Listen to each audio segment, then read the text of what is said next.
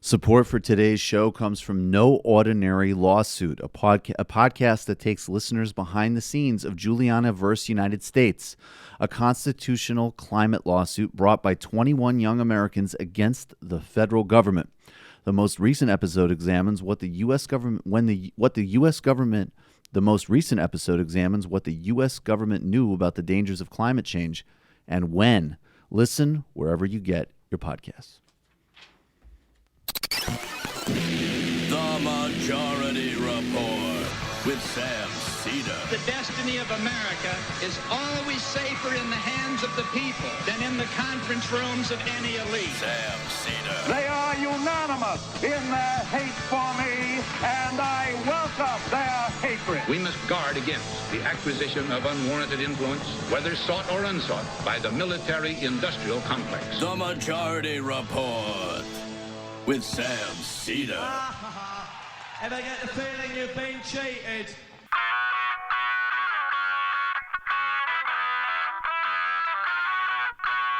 It's Thursday, February 28th, 2019. My name is Michael Brooks on a Michael Thursday. This is the 5-time award-winning Majority Report.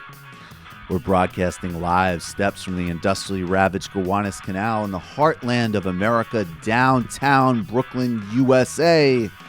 On today's program, journalist, political analyst Milton Allimadi joins us.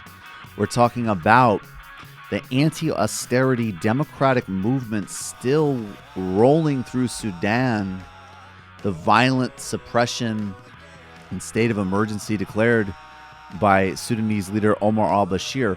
Why did all the same people who several years ago were so worried about Darfur not worried about a new crisis in Sudan that implicates the global economic order? Also, we'll touch on South Africa gearing up for elections in May. Who are the players? Is the new Cyril Ramaphosa ANC reclaiming the heroism and heritage of the liberation movement, or is it continuing to fail to deliver for the poor? But are there any alternatives? If that is the case, Milton and I will tackle it. Donald Trump and Kim Jong-un have abruptly ended their summit in Hanoi with no deal, but apparently they're still friends as we continue to live in the fallout of the destruction of the enormously successful Iran deal. Iran's foreign minister Jawad Zarif, the architect of so much progress in things like the Iran deal, was said a couple of days ago he wanted to resign. President Rouhani refused to allow him to do so, so he's still there. Michael Cohen, in addition to confirming all of the obvious grotesqueness of Donald Trump, did he reveal a fascistic threat in the form of saying Donald Trump won't necessarily leave power if he loses power in 2020. Betsy DeVos is pitching a new tax credit to support school choice programs as she continues her low-key rampage through public education. The Republican North Carolina political operative who was indicted on election fraud might be facing new charges. In that case, Pakistan has released an Indian pilot, slightly cooling down the crisis on the subcontinent. Venezuelans might be profoundly dissatisfied with their government, but they overwhelmingly oppose U.S. interference and coups. Cubans registered dissent, but in an apparently clean poll affirmed their support for socialism with reform, as the U.S. administration also suggests that this broader far-right push in Latin America might also take aim at Cuba. Beto O'Rourke, why can't he just take out a fascist in the Senate? Apparently, he wants to join the 2020 field. Boo. Budo. Boo, boo, boo. Budo. Boo. More like Budo O'Rourke. Yeah, Budo O'Rourke. Transgender service members testify before Congress about Trump's possible ban. Medicare for All push exposes corporate lame Democrats as that bill moves forward. India's forest dwellers are protesting a new government move against deforestation, belying the government's self-proclaimed commitment to Indian traditions. And the United Nations suggests that Israel committed war crimes in Gaza, even as prosecutors have unveiled charges just a couple of minutes ago of bribery, fraud, and breach of the public trust against Benjamin Netanyahu, who will be out campaigning with some of the biggest overt racists in Israeli society. All that and more on today's Majority Report. Let's get started. The three of us are here. Let's get started with people miss when we talk about Sebastian Gorka. And look, you know, the guy is really unimportant. He's kind of back to the terrify senior citizens at a buffet in Palm Beach about Hezbollah circuit. And he's got some dumb radio show, which, you know, I mean, hey, I welcome anybody who wants to call and share your thoughts about him with him. Tell him about himself on his radio show if you're so inclined. But Gorka's back. He's back in the game. He was at the CPAC conference. And I mean, he really is the most David Brent thing in the world. This is Sebastian Gorka talking about what's really going on with the Green New Deal. The biggest threat to America is not socialism in Moscow, socialism here in America. Polite applause. According to the amazing Victims of Communism Memorial Foundation, they did a poll last year in which they found that 52% of American millennials would like to live in a socialist or communist America. Hell yeah, Pete. That, yes indeed, boo, yes indeed, hiss. That is why 40 Democrat candidates in the last midterm election called themselves socialists. That is why Alexandria Ocasio-Cortez Oh my God, he's begging for a boo here. has introduced the Green New Deal, which is, remember this one, use it, it's a watermelon. Green on the outside, deep, deep red communist on the inside. They want to take your pickup truck. They want to rebuild your home. They want to take away your hamburgers. This is what Stalin dreamt about but never achieved. Right. You are on the front lines of the war against communism coming back to America under the guise of democratic socialism, which is just a PC term for communism. I want everyone to take to heart Donald J. Trump is never going to let it happen. And as he said to Congress, America will never be a socialist country.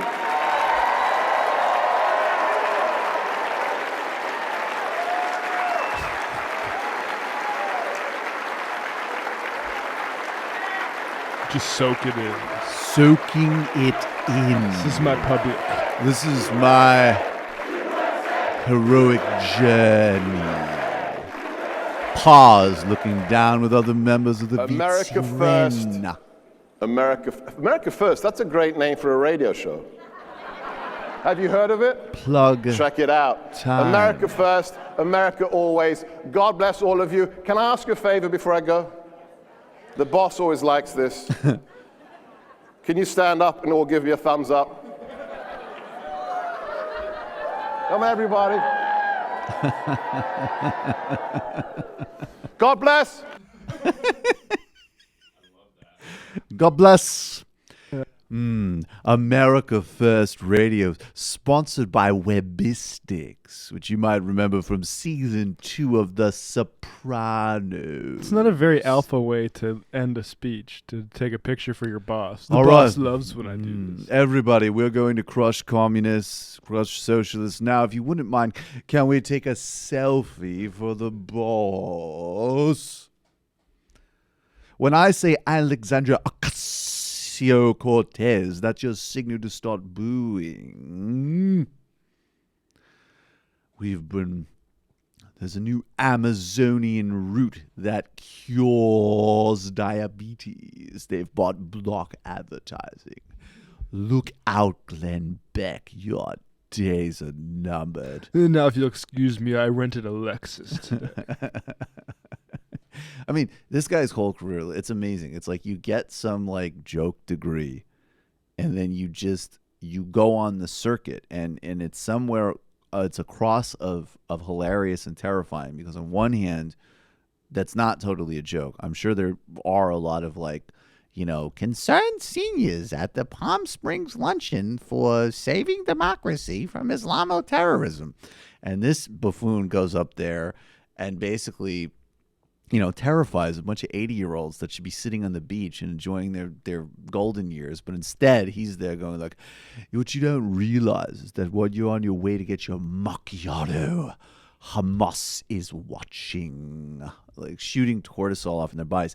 And then in a non-tragic comic way, this is also the type, these like, pseudo-terrorism experts were hired by local police departments and other law enforcement agencies, where they actually are basically just fueling, conspiracies, bigotry, and propaganda to loop into actual initiatives against like the Muslim community.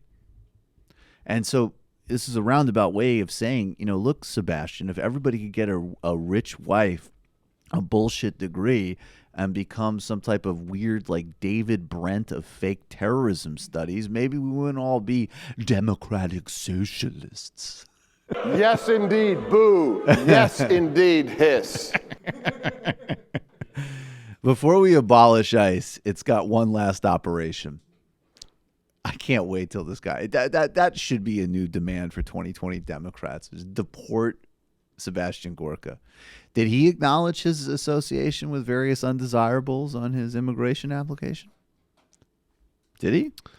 I don't know. I think I saw something in the tablet that said that was all fine. Oh, it was all. Oh, yeah.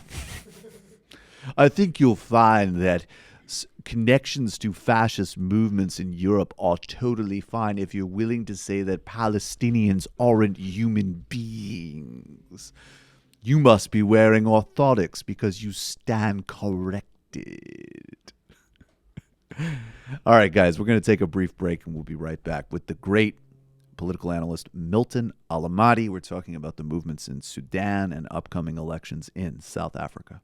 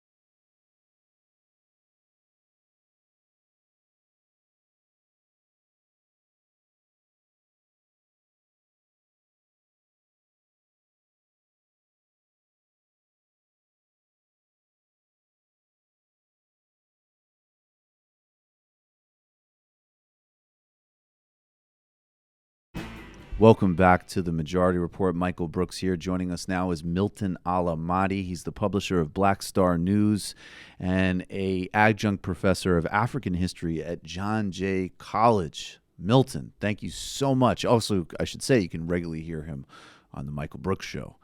Where we Hey, it's my pleasure, man. Thank you for having me on your show again. Oh, thank you so well. much for being here, man. I just always learn so much and appreciate talking with you. Likewise. You ask good questions, too, and I end up learning something. All right, that is honestly a very big honor to hear from you. So before I get too embarrassed by that, let me try to continue that tradition of asking good questions. In the Sudan right now, yes, there has been an ongoing movement for a couple of months now, and the leader, Omar al-Bashir, has just announced a form of kind of martial law for a year and also reshuffled his cabinet. Can you explain, I guess, what's happening? What is the movement? Who is the government in power? People know Omar al-Bashir as certainly a very brutal leader responsible for a lot of crimes.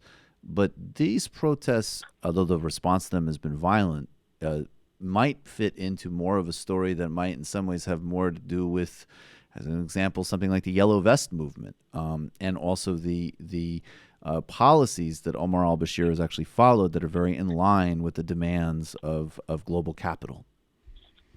Absolutely.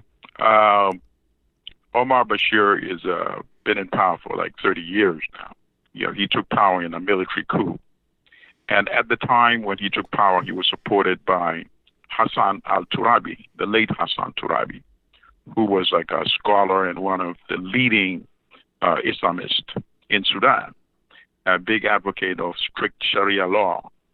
And after he helped Bashir seize power, they pushed with a strict interpretation of Sharia, pushing it in the southern part of the country as well. And in fact, it ended the peace agreement that had existed and escalated the civil war in the Sudan.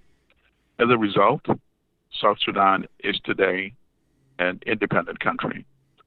It won its independence after it had a referendum. It had a lot of support from the U.S., been independent since 2011. And why do I bring that up? That's a critical issue because when South Sudan became an independent state, along with it went all the major oil fields. And Sudan relied on oil for 80% of its income. So when all the oil disappeared, Sudan now had no major revenue source. It became increasingly dependent on the Gulf states for assistance, and it became really dependent on loans to survive. The economy is now indebted to the tune of $50 billion. That's the debt burden. By December of last year, the people could not take that pressure anymore. Inflation was, I think, running at around 80%.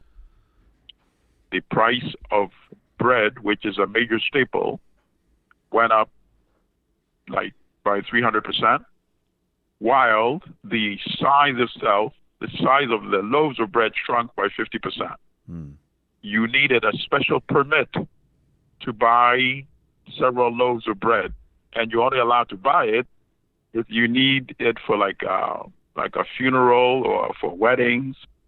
So that was the extent of the pressure by December. So what started out as, they called it the bread protest, then of course escalated very quickly because they realized this is all ongoing under the same leadership of the last 30 years. So at that point, the unions of professionals in Sudan, and they've always had very well organized unions and professional class, particularly the students and the teachers, engineers, and other professionals. They started taking the lead. And December 25th, they held one of the largest public protests in Sudan's history. So we had transitioned very quickly from a bread protest to a Bashir must go protest. And there's so much pressure now that journalists that I speak with in Sudan tell me that they believe that his time is up. It will not be quickly, but eventually they see him perhaps being overthrown in a military coup d'etat. Well, because obviously the army would like to maintain its role in Sudanese politics. And obviously the people that are out in the streets now don't want that. So even if the army get rid of him, that will not resolve the crisis. I think the pressure will continue. The professional class, the students, they want to transition away from military rule in the Sudan. That's what's happening. And in terms of the outside bearing on neoliberal economics, World Bank, IMF, that of course applies not only to the Sudan, but pretty much every African country. Right. And I'm glad you raised that, because at the end of the day, the countries are different, but the stories are pretty much the same. Countries that cannot really exercise economic control, the decisions made outside by institutions like the World Bank and IMF determine the fate of almost every African country.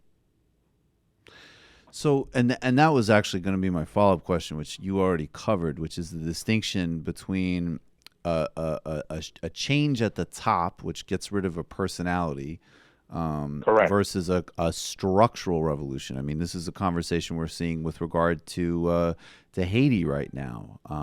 People demonstrating, wanting a wholesale rejection of a system in place that is backed and fortified by the United States and other colonial interests, and also broad-based discredited political parties across the spectrum in Haiti. So that's what the protests are about. So when we talk about that with regards to Sudan, what does power look like in Sudan today? I think you gave us a good understanding of the unions, the mobilization, the students, the demand to end the military role in Sudanese politics.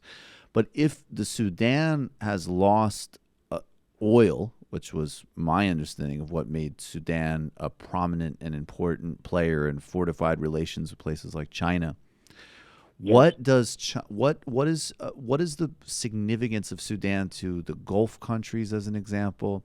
And what role beyond Bashir does this government play as something of a power broker in its part of the world? Like, what are the networks that keep that militarized system in place, and how can they be undermined by the movement? I think the military will find it very difficult to sustain itself, because who and how will it be able to address the $50 billion debt burden? They can't do that. The professional class have to really step in. They have to have a government of civilians, people that are trained in economics, people that have been in the forefront of leading the social movement in the Sudan, the activists. And these are professional people who don't want the continuation of a military regime.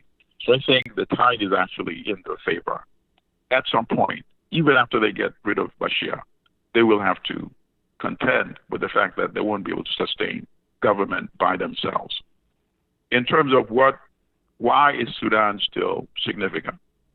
Sudan is significant because it's able now to say that it's playing a role in suppressing the migration of people across to North Africa, then into Europe. Mm-hmm. So it's playing that card now, which a couple of African countries are actually playing today, that, hey, EU, I can play a role in making sure that Africans aren't coming en masse into Europe. And for that reason alone, there's value in, at least to the West, in sustaining Bashir in power. Mm-hmm. As you notice, it's not by coincidence that a few months ago, sanctions were actually lifted, meaning Sudan was being brought back into the neoliberal establishment, reintegrated, when in fact nothing has changed since Bashir was the pariah, since he was indicted by the ICC. This is still the same Bashir, right? So nothing has changed structurally. But this would have continued as the narrative had the economy not just blown up in December. So that's why he's now becoming increasingly expendable. And I think the stopgap measure is going to be perhaps a transitional military government. And I think there'll be so much pressure on that government that at some point they might actually allow open elections in the Sudan. And this is actually a good opportunity for a new class of politicians to emerge in the Sudan. Because as you notice, the pressure is not coming so much from established political parties. Mm-hmm. The pressure is actually coming from the professional unions and the students, who now have much more credibility than the official opposition parties. So just because Bashir is out, it does not mean that the traditional opposition parties are going to inherit the state. I think the unions and the students are going to play a significant role into whatever type of government is established in Sudan.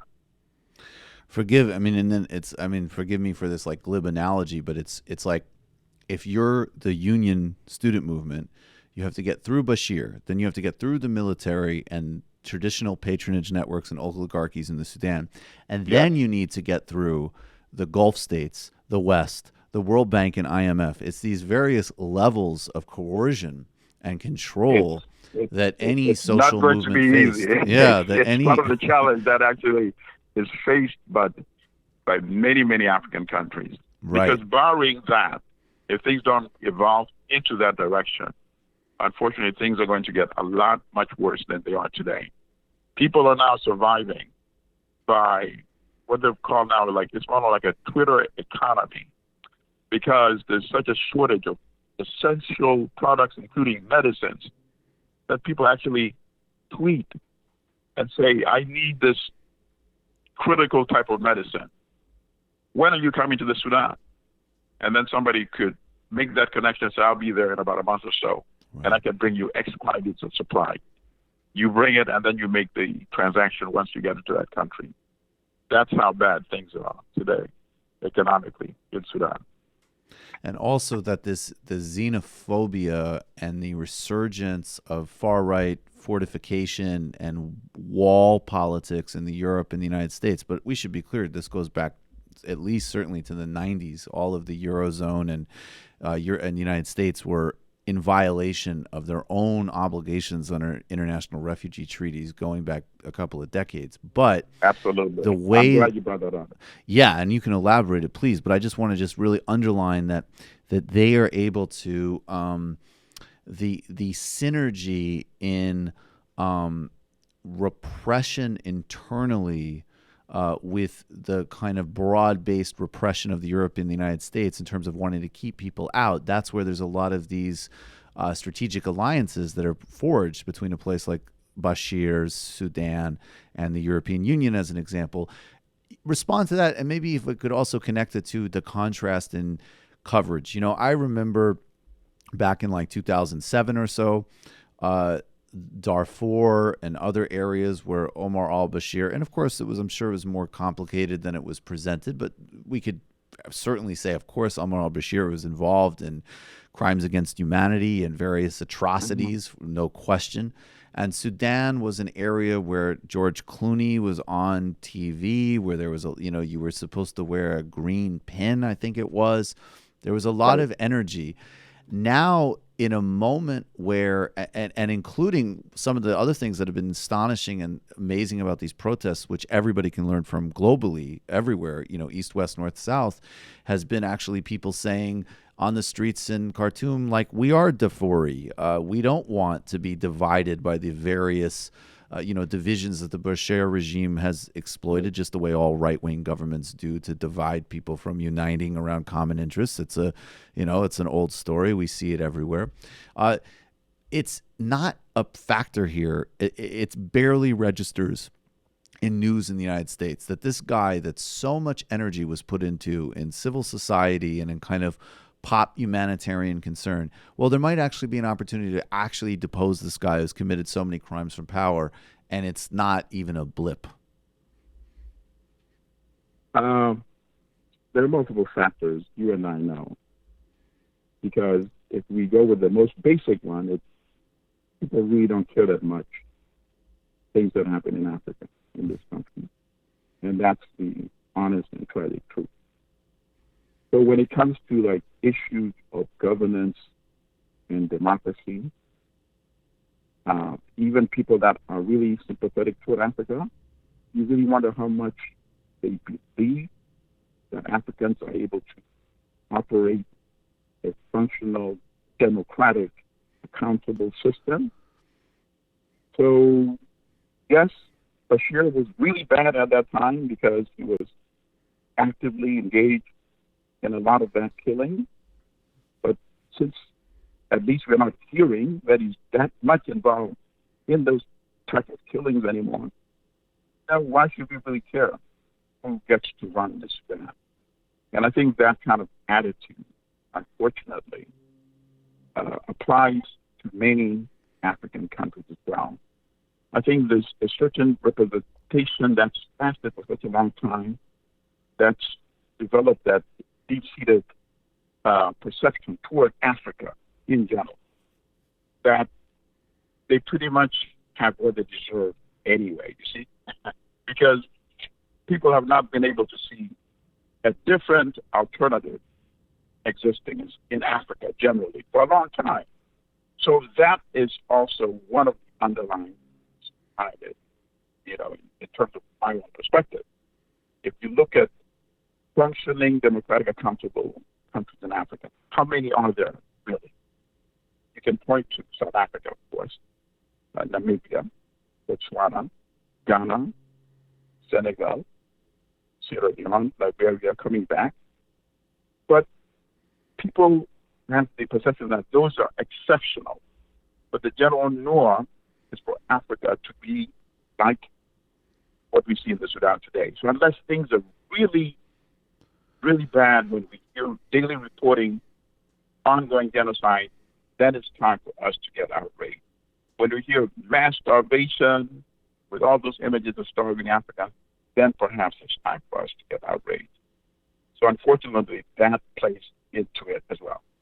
But you brought up a very good point in terms of the outside role in creating the conditions that cause these mass migrations in the first place. And we can assume that things are much worse today than they were in the 60s and 70s, 80s. Because at that time, we never saw the scenes of thousands of Africans drowning, trying to cross the Mediterranean or to even get through the desert. We don't even know how many are dying in the deserts to get to the shores before they can try to cross the Mediterranean. We never had these kind of scenes in the 60s, 70s, 80s. But progressively, the relationship in terms of Africa's economy and its relation to the industrial world has deteriorated significantly in these decades. And then you combine with that people being displaced from the land, because in many cases, the elite of the regimes are displacing their own people and reaching deals with foreign investors for commercial farming. And so you find unemployment going up. You find no source of income. That's why these young people are so desperate. I mean, think about it. You know that others that are going ahead of you are drowning and dying, and yet you still engage in that activity. Right. And when they go to Europe, it's not like they go to hang out in the streets. They go, wherever they get there, they find work, and they start sending money back to their family in Europe. Right. That's how desperate things are. So I'm glad you brought the connection, because all we see is when you read this or you watch typical corporate media, they only present the images of the drowning young people. You never get to figure out why is it that they're making those desperate journeys in the first place. Yeah. Let's go to South Africa, where there are elections actually that are going to be taking place in a couple of months in May. Right. Before we we'll get to that in a second, but I think the setup, and maybe it will be useful just to go. I guess we'll just go through a personality to get to the bigger issues. President Cyril Ramaphosa, he's been in power for about a year. Do you want to maybe, if you could give a brief introduction to who he is and how his first year has been? This is somebody with an extremely complicated legacy. Who is he and how has it been going? Cyril Ramaphosa is an agent of the mining monopoly capital industry and front. Cyril Ramaphosa, as you recall, was involved in the massacre of the miners at the Maracana mine. He sat on the board of that company. Milton, sorry, you're cutting out a little bit, so I don't know what happened, sorry. but just yes, that's perfect. Whatever it is you just did is perfect. So please stay where you are and reset it, please. Thank you. Okay, I'm sorry about that. No, But please. you heard the part about him being an agent of monopoly capital in the mining industry, correct? Yes, we heard that. Yes. So take it from there. Yeah. Right. So Cyril Ramaphosa is basically going to continue to be an enforcer. Cyril Ramaphosa, the only thing he can sell is that he's not as corrupt as Jacob Zuma. Right. But obviously, corruption also depends on how you define it, right? Mm-hmm. If you sign these immoral deals with multinational companies and the deals result in displacement of your citizens, or in the case of the Maracana miners, even in the massacres, that typically we don't see it as corruption. But that to me is an ultimate form of corruption. So while Zuma's was like, I wouldn't say petty corruption because it's still egregious, it's a different type of corruption. He was blatantly giving these contracts to supporters and acolytes and the Gupta family, which obviously were also helping to finance his own deals in South Africa. So that is to the extent that I would introduce Cyril Ramaphosa. I don't see him as an agent of change. Absolutely not. He can just say, I'm much, much better than Jacob Zuma, the previous corrupt president of South Africa. And he is the flag bearer of the ANC, and the ANC is projected to win, but probably with a smaller margin. I think they now have 240 seats in the 400-seat parliament. But the pressure is coming from, not so much from the Democratic Alliance, which is now the other major opposition party. I think they have about 90 seats in parliament. Mm-hmm. I think more pressure is probably coming from the Economic Freedom Party of Malema, mm-hmm. which only has about 25 seats. But what they've done is they've focused on an issue which is a burning issue in South Africa, and that is land reform. So by being way ahead of all the other parties, the ANC the EFF of Malema being way ahead in terms of agitating for land reform, the ANC had to catch up and start changing a lot of its own policies and becoming much more militant. Started talking about land reform for the first time last year. And in fact, they passed legislation, and it was supported by the ANC and the EFF, and the DA opposed it. Mm-hmm. So the DA finds itself now, the Democratic Alliance, at a very odd point in its history, in its evolution. Obviously, it came up at a time when ANC was seen as monopolizing too much power in South Africa, and as a result of that, the corruption increased. It was no longer the party of Nelson Mandela, and that's why there was an opening for the Democratic Alliance. But now when it finds itself having to oppose the just demands for land reform, I think that's going to have a negative impact into its election prospects. South Africa today has a burning issue. I think it's not possible to embrace political democracy while you have economic tyranny, really. Right. It's not possible. How can you have a situation where 25 years after Mandela was first elected and apartheid officially ended, where you have the white population, which makes up about 8.9% now, I think it's gone down, it was about 11 to 12, owning 74% of the farms, of the land, and 80% of the population, the black population, owning 4% of the farmland. That's just not sustainable. And then you have it in the economic sphere as well, where white households' income is about 6 times more than black households. I think if South Africa does not really redress this situation sooner rather than later, even the the political democracy that it enjoys today will be under tremendous pressure. I don't see how it would be able to be sustained. So that makes total sense. And I just want to be really clear when we talk about land reform and land expropriation.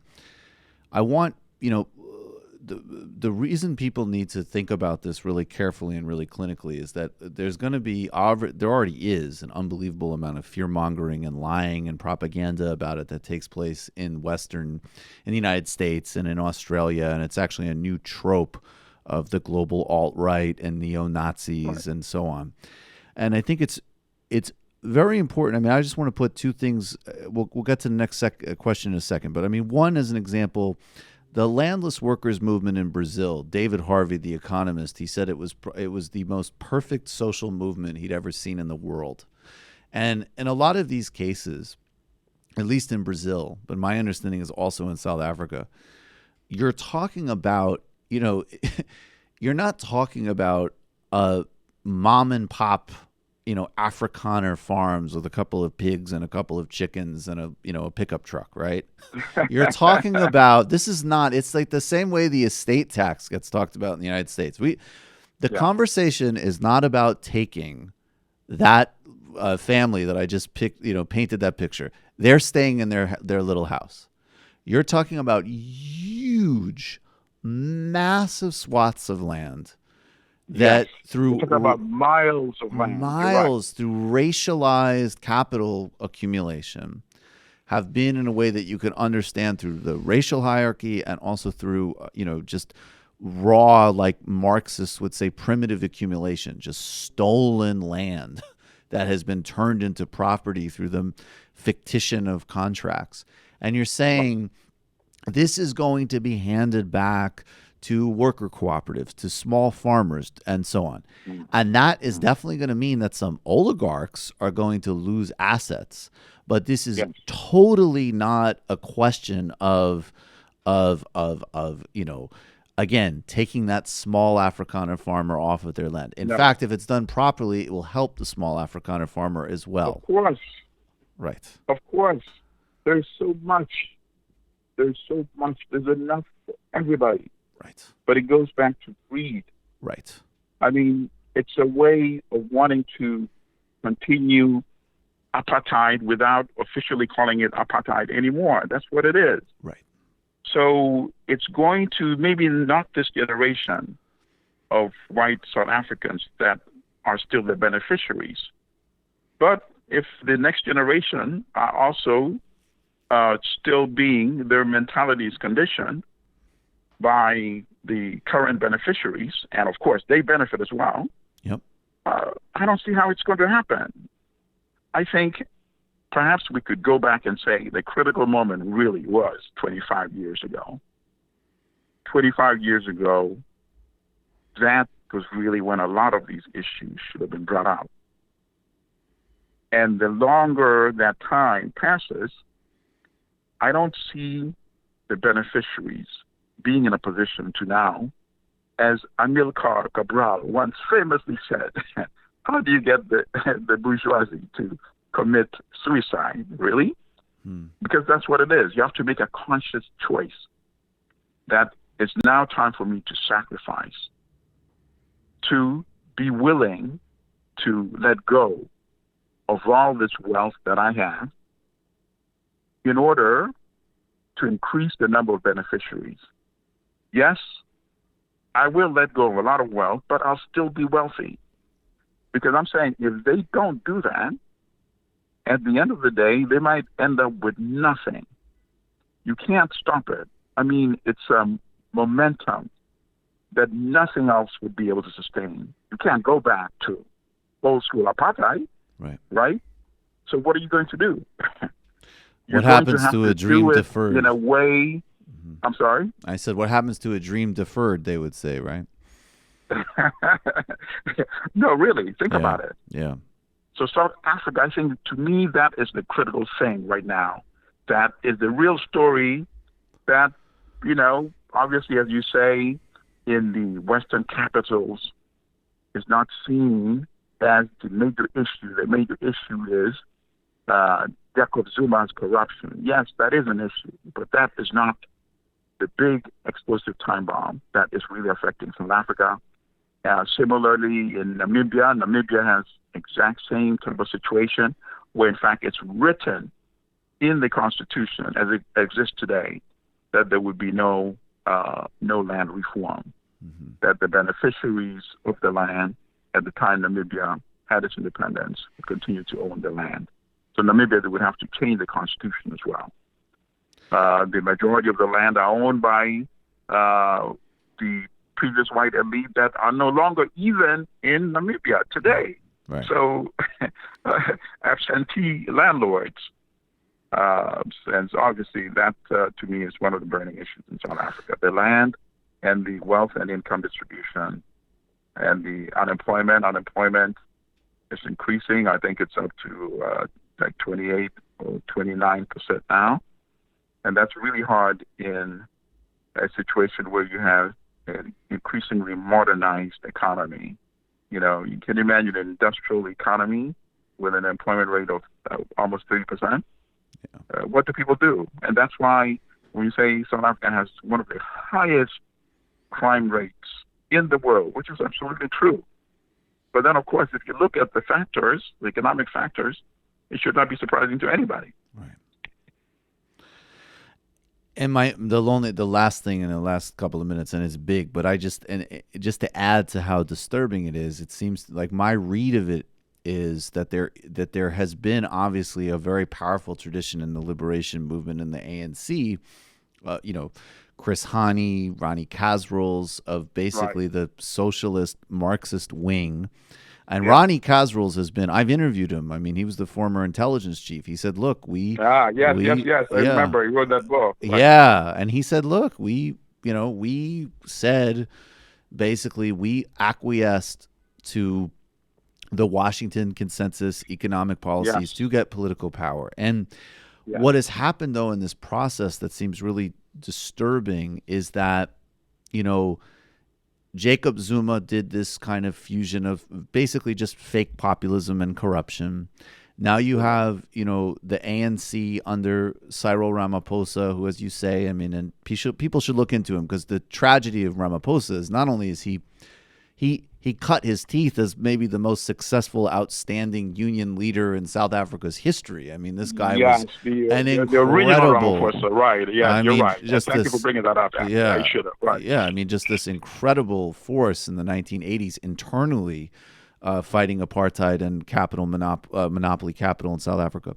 So, but he's really trying to pull. He's almost like I would put him in the same kind of geospace as like Emmanuel Macron. He's kind of trying to do a third way neoliberal thing in a world where that's gone. Particularly in South Africa, that kind of consensus is not going to work. And then the Democratic Alliance is they're even further, and they're also a neoliberal party, but without any of the ANC coalition partners and traditions that still have legitimacy.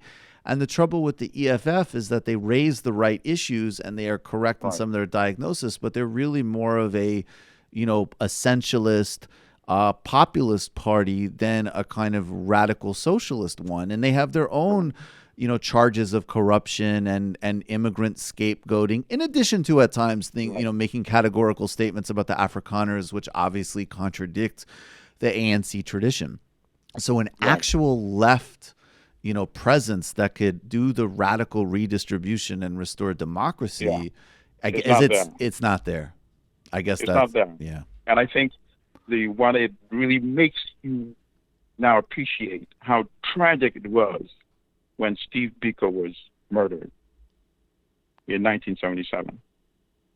And people any listeners that are not familiar with Steve Biko, please go do the research, look him up. He has some very interesting speeches that you can listen to on YouTube. You can read his book, I Write What I Like. And the short, I think it's only about 10-minute or 15-minute interview where he spoke about the South Africa that he had a vision of. And he said there would have to be a redistribution of wealth. He said it would be meaningless to just say we are going to replace the white political elite with black South Africans, and that would be it. So there would be no change, no difference. We'd be facing the same issues. And he was absolutely on point. You wonder if Steve Biko had not been murdered, perhaps the young class of young leaders that he would have been able to train and nurture to come after him, because that is what South Africa lacks. The EFF don't have the intellectual grounding that Steve Biko had and the vision that he had for South Africa. Trained as a medical doctor, but a brilliant organizer, had a deep understanding of the economy, as people will be able to tell if they go to YouTube and they listen to what he's saying. Personally, I feel that South Africa, Ghana, Sudan, you name it, any African country, in order for them to change the equation domestically, they have to change their bargaining power with the industrial world. Mm-hmm. And another good teacher on that front was the late Samir Amin, who just died about a year ago. I also recommend people not familiar with him to look him up, also listen to some of his lectures on YouTube. Because he said basically what African countries need to do is to integrate their economies and not be dependent on just stationary factories in their countries, having industries without industrializing. In other words, they're just renting space for foreign multinationals who go there to set up the factories so they can benefit from cheap labor, cheap resources, and also markets for their products. And who sustains this regime?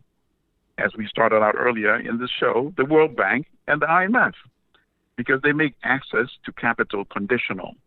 If you want loans, if you want financing, everybody needs a loan to start something. If you were financing business, anything. If you want these loans, these are the conditions. The conditions, you allow multinationals to come to set up here, basically with no rules. You allow free imports of products, meaning you'll never be able to manufacture those products yourself. When, as you know, historically, every country that is industrialized today had to protect industry for a certain period of time. So Samir Amin is saying African countries cannot do that individually. They don't have the political power to sustain the pressure that would come from the outside world. So they need to start thinking regionally and collectively and be on the same page. Then they can start negotiating some advantages and start gaining from the tremendous resources they have. Look at a country like the Congo, for example. $27 trillion worth of resources. It has the product that goes into all these cell phones and electronic equipment, as you know, coltan. And it has about 60% of the world's cobalt, which is going to be the biggest thing now as electric cars become increasingly much more important. And yet you find per capita income in Congo less than $3,000. And it will remain that way until Congo, South Africa, Namibia, Ghana, Sudan, unless they can really change their bargaining power with the industrial world. I always like to say, I remind people, I tell my students, what people who saw the film Lumumba, Raoul Peck's film, remember that scene when the Belgian general, who's now being fired by Patrice Lumumba, he told his African soldiers, he said, as far as I'm concerned, after independence equals before independence. And tragically, if it comes to the structural structures of the African economies, that is absolutely the same. It's like Berlin Conference in 1884-85, when the continent was partitioned. And it was set up basically as a reservoir for cheap labor and raw materials. It's exactly the same today in the 21st century. Milton Allimadi, we will try to play our parts and always just learn so much from you. Obviously, there'll be links to all the ways that you can follow Milton Allimadi's work, which you just simply not only need to be doing, but you'll actually have a tremendous amount of fun and engagement by doing. Milton, I appreciate your time so much. Thank you so much for doing this. Keep doing what you do. Stay strong, then. Stay strong. Well. Take care. Be well. Seriously, Milton Allimadi is he is just, I mean, all the superlatives seem kind of almost not fitting. The man needs a podcast. I'm going to keep harassing him. But in the meanwhile, we'll keep doing a lot of content together. All right, folks, we're going to go to the fun half. We'll take your IMs. We'll take your calls. We do have a bunch of stories to get to, and we're running a bit over, but that was definitely well worth it. In my estimation, become a member of the Majority Report today. Less than, less than a cup of coffee a day. About 30 cents a day. That supports and allows us to have the left positions we have, the analysis we have, to bring you something like the Milton Allimadi interview, which is profoundly important and devastatingly undercovered in corporate media. Do it. Join us. You can, of course, also become a patron of the Michael Brooks Show, where we cover a lot of the type of topics that you just saw there, but globally, Caribbean, Europe, Asia, as well as theory and other kind of more long format, more kind of long-range focused content. There's a huge amount of bonus content to access, very much in that vein. Go to patreon.com/TMBS. Also, if you'll see on the Majority Report homepage, there is tickets to our LA April 20th live show with Ana Kasparian, Wosny, Lambre, and Nando, Vila. Get your tickets today.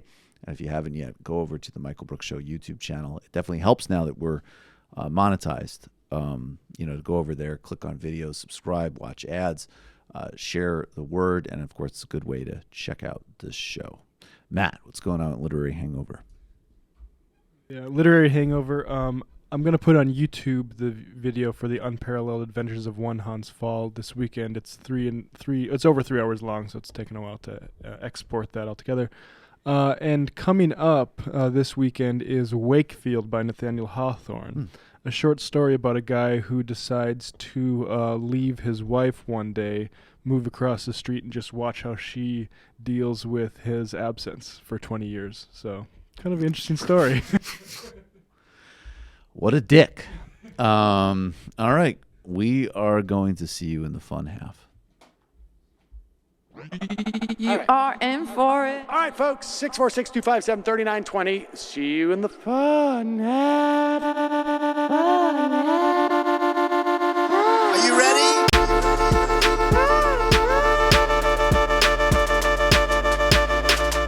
Who sent us this? Alpha males are back,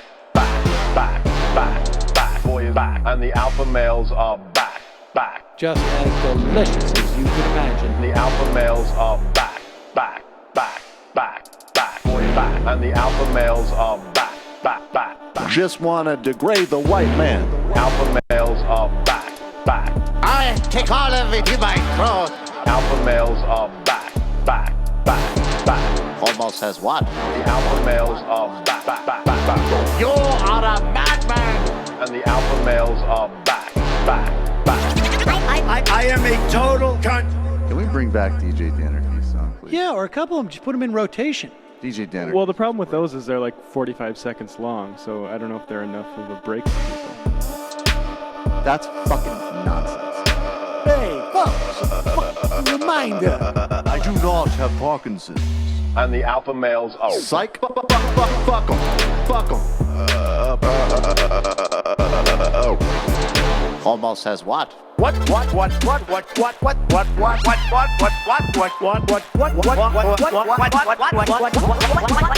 has what?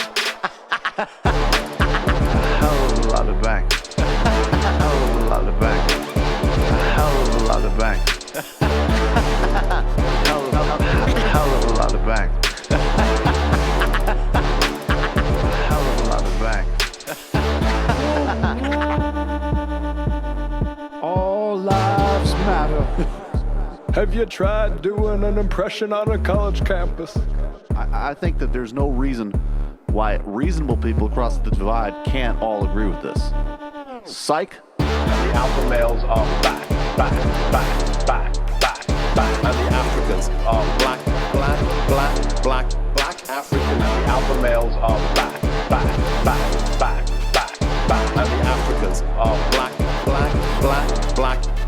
You see Donald Trump out there, doesn't a little part of you think that America deserves to be taken over by jihadists? Keeping it 100. Can't knock the hustle. Come on! Fuck 'em. Fuck things I do for the bigger game plan. By the way, it's my birthday! Happy birthday to me, Jew boy! I have a thought experiment for you. And the alpha males are back. Africans are black. Alpha males are back. Africans are black. Come on! Come on! Someone needs to pay the price for blasphemy around here. I am a total pussy. Pissy. Welcome to the fun half. Welcome, everybody. We did live coverage of the Michael Cohen hearings yesterday. And I was just saying with Daniel Bessner, if you stipulate the obvious thing that anybody involved with Donald Trump and any type of support of his organization is, of course, on some level a scumbag, and obviously Michael Cohen's a scumbag, to see the relative, like, he's much less of he's definitely less of a monster than the average person there. And I think part of what's funny about it, and in a weird way endearing, even though it is an indictment of how horrifying the whole situation is I think that he, and actually I want to start with the one about the transition, and then we'll go to AOC, because this sets that up better. When we pulled Michael Cohen saying that he thinks Trump might not leave office, right? That should definitely be in there. All right, I'll reset this. I think Michael Cohen, the difference between a guy who's like a small town scamster crook who wants to make money, definitely pretty sleazy, but he doesn't want to ruin the country. He doesn't want to completely destroy the United States institutionally. And I think just even the contrast of, a Mnuchin or a Gary Cohen, who at the end of the day, what happened in Charlottesville and the overt support for white supremacist terrorism pales in comparison to giving themselves tax cuts, evicting people from their homes. The whole just orgy of greed and expropriation of Wall Street and Republican and often Democratic politics that they buy into. I think Charlottesville actually disturbed Michael Cohen on some level, certainly more than his cohort. And he also, of course, it's not a surprise to everybody, but it was important to underline, yes, of course this guy is racist. Of course this guy is a bigot. This didn't get as much play, but I think this was also pretty significant. And certainly in my mind, this has been a real worry to me, because I think, and of course, we still got to do what we got to do. And obviously we need to get Donald Trump needs to be defeated in this next election. That's absolutely essential. But I think what Michael Cohen said here is a confirmation of a very real concern about what might happen in a transition period. Given my experience working for Mr. Trump, I fear that if he loses the election in 2020, that there will never be a peaceful transition of power. And I don't know what that entails. I doubt that Donald Trump has the strategic capacity or the mental acuity. And the United States does have a lot of institutional circuit breakers. This is important. We need to get subtle here in terms of how we break some of these things down. The United States is not a democracy. It is an oligarchy. And that has been demonstrated by the Princeton research. And the country has, at least for the past several decades, been fundamentally in control of moneyed interests. Nothing fundamentally has gone against their way. And then, of course, before that, you literally have an American apartheid state in a significant part of the country. All right. So I'm not going to naively say, oh, America was this great democracy and Trump. That's ahistorical. That's ridiculous. That's naive. That's inaccurate. It erases a huge amount of empirical reality and history. Conversely, it would be very diluted and very wrong to not recognize that in certain institutional senses, there are circuit breakers on, as an example, Richard Nixon just saying, no, not going to leave. I'm not taking a helicopter out of Oval Office, right? And unlike in his time, the Republican Party, of course, is never going to tell Donald Trump you have to leave. They're never going to. They are lockstep, 100% behind him. We've said that from the beginning, and it seems like maybe some people are catching up on that. But conversely, his ability to be in a transition and call up the head of the Joint Chiefs and say, we're going to fortify the White House and I'm not going, to me is a very far-fetched, profoundly unlikely scenario. But will he instigate violence from his supporters on Twitter? I would imagine almost definitely. God forbid, could he set off an international crisis? Highly possible. So this is something institutionally to really think about, because there's almost, and of course, I think we will see a repeat of every other cycle with him. The first night he might come out and graciously concede, and then the next day say we're going to do a process, and then there'll be a million dumb. Well, he finally became president, right? But then a day later, he'll wait for the right wing to figure out some sort of weird little conspiracy theory they can apply to it. He's like, wait a second, what are these guys saying? What are these guys saying? So when you think about it, those 60 million votes weren't real. It was a computer simulation by the one world government that Alex Jones said, and it was stolen. And so I'm going to stay in the White House. So people need to be not only mindful of that and wary of that, but also, again, really reaffirm. And this is an area where you can't make these cheap, direct analogies. The Democratic Party, there's a fight inside the Democratic Party, and the right people might absolutely lose. We might also win. And there's plenty of Democrats that are awful. And there's one political party that is a non-democratic party, even in a very narrow and liberal sense, right? And that's a meaningful distinction. They might, after they've done all the stuff they can do to suppress votes and disenfranchise people, and of course in North Carolina we saw the actual theft, they're certainly willing to cross those lines very aggressively. But you can maybe say most Republicans they're like Erdogan in Turkey. Maybe most Republicans are still willing on some level to say, all right, go to the polls, have a vote. But once we win, and when we win we could use whatever means possible, including systemic disenfranchisement and suppression, that's it. We have power. And so it doesn't surprise me. That's what the Republican Party is. And if it surprises you, you weren't aware of what it was. But it's very important to underline this, because the threat of that statement isn't just Donald Trump is a nutcase, who knows what he'll do. The threat of that statement is what institutionally the Republican Party will do and how much they will indulge their base. All right. This was another important part of the hearing. Alexandria Ocasio-Cortez does not have a law degree. And once again, proving that people put way too much stock in credentials. she actually made just a forensic and extremely effective case for getting into this guy's Trump, of course, sure to be incredibly dirty tax returns, I would imagine. First, my colleague from Vermont had asked you several questions about AMI, the parent company of the National Enquirer.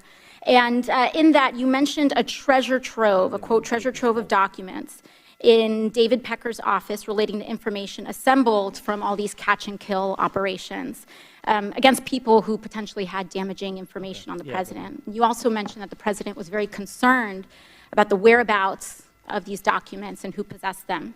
Does that treasure trove of documents still exist? I don't know. I had asked David Pecker for them. So you would say the person who knows the whereabouts of these documents would be David Pecker? David Pecker, Barry Levine, or Dylan Howard. Okay, thank you. Secondly, I want to ask a little bit about your conversation with my colleague from Missouri about asset inflation. To your knowledge, did the president ever provide inflated assets to an insurance company? Yes. What? Who else knows that the president did this? Alan Weisselberg, Ron Lieberman, and Matthew Calamari. And where would the committee find more information on this? Do you think we need to review his financial statements and his tax returns in order to compare them? Yes, and you'd find it at the Trump org. Thank you very much. The last thing here, the Trump Golf Organization currently has a golf course in my home borough of the Bronx, Trump Links. I drive past it every day, going between the Bronx and Queens. In fact, the Washington Post reported on the Trump Links Bronx course in an article entitled, "Taxpayers Built This New York Golf Course and Trump Reaps the Rewards." That article is where many New Yorkers and people in the country learned that taxpayers spent $127 million to build Trump Links in a, quote, generous deal, allowing President Trump to keep almost every dollar that flows in on a golf course built with public funds.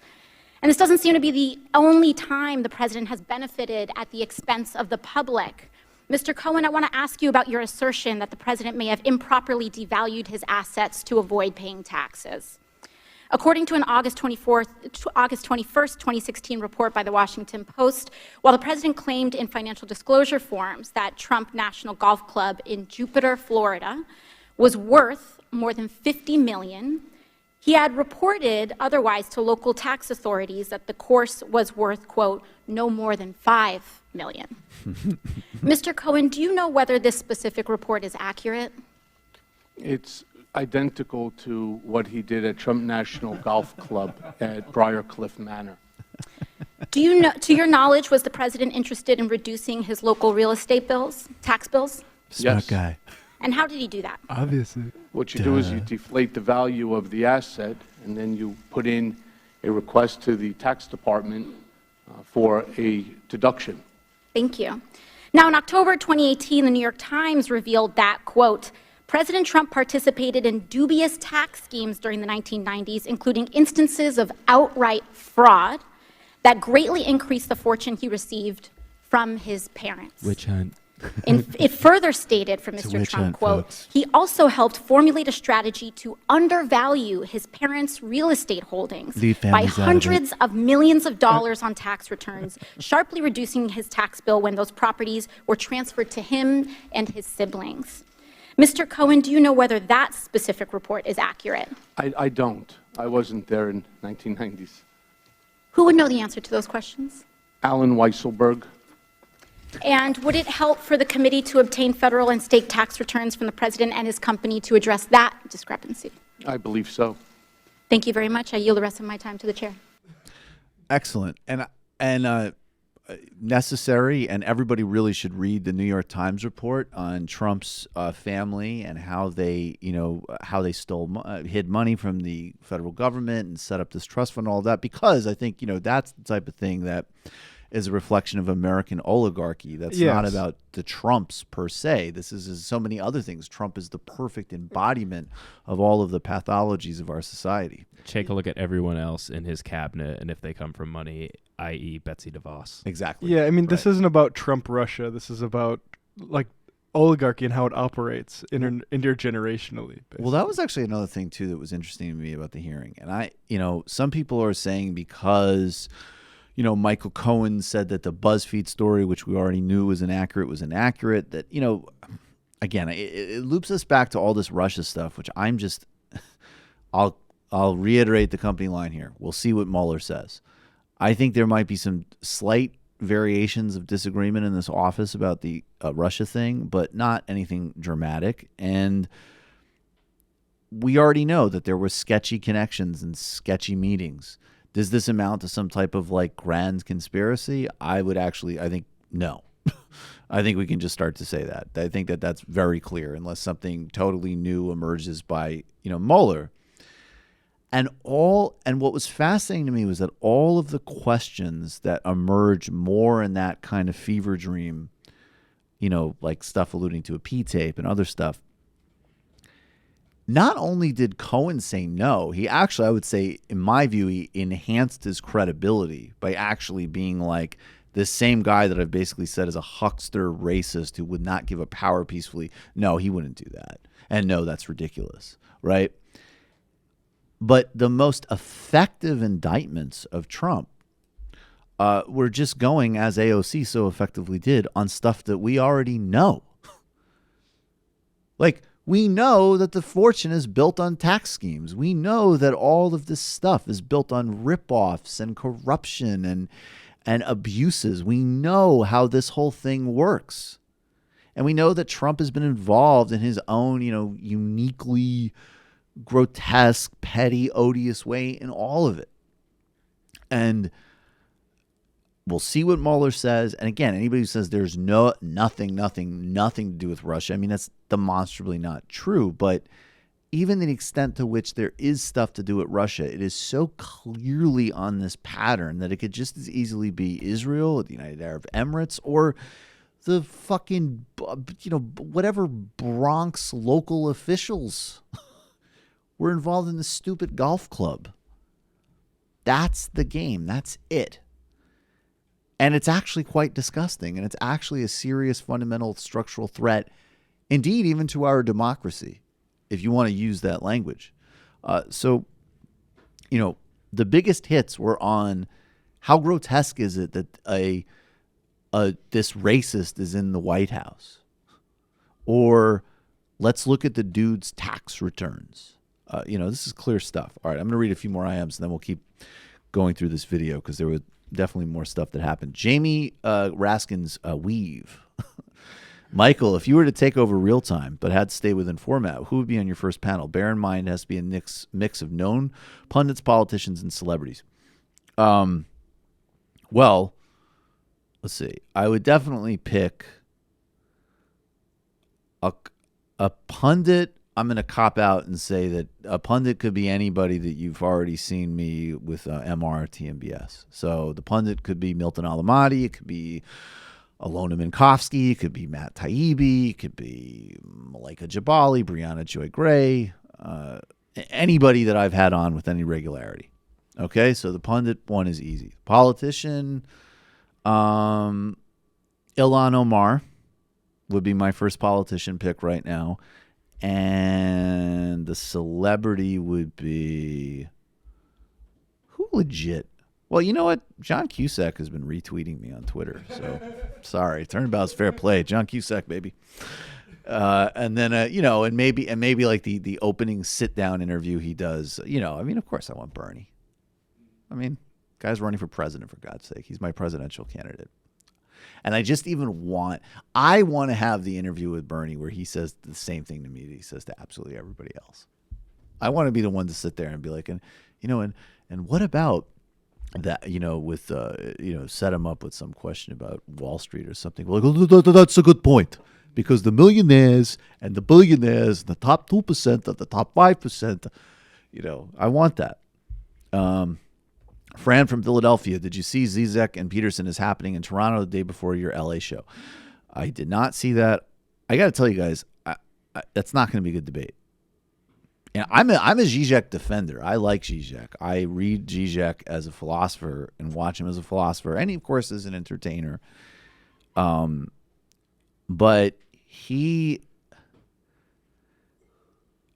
I suspect that what will happen in that debate is that Zizek will go to realms of abstraction and theory that honestly I don't think Peterson is equipped to talk about. They might actually, and then Zizek will find points of agreement with Peterson, including ones that might end up being actually very odious. So I'm a debate that Peterson will almost certainly never have, but would be the revelation of the complete emptiness of his rhetoric on economics and politics would be the Richard Wolff conversation. And he's totally ducked out of that and dismissed it.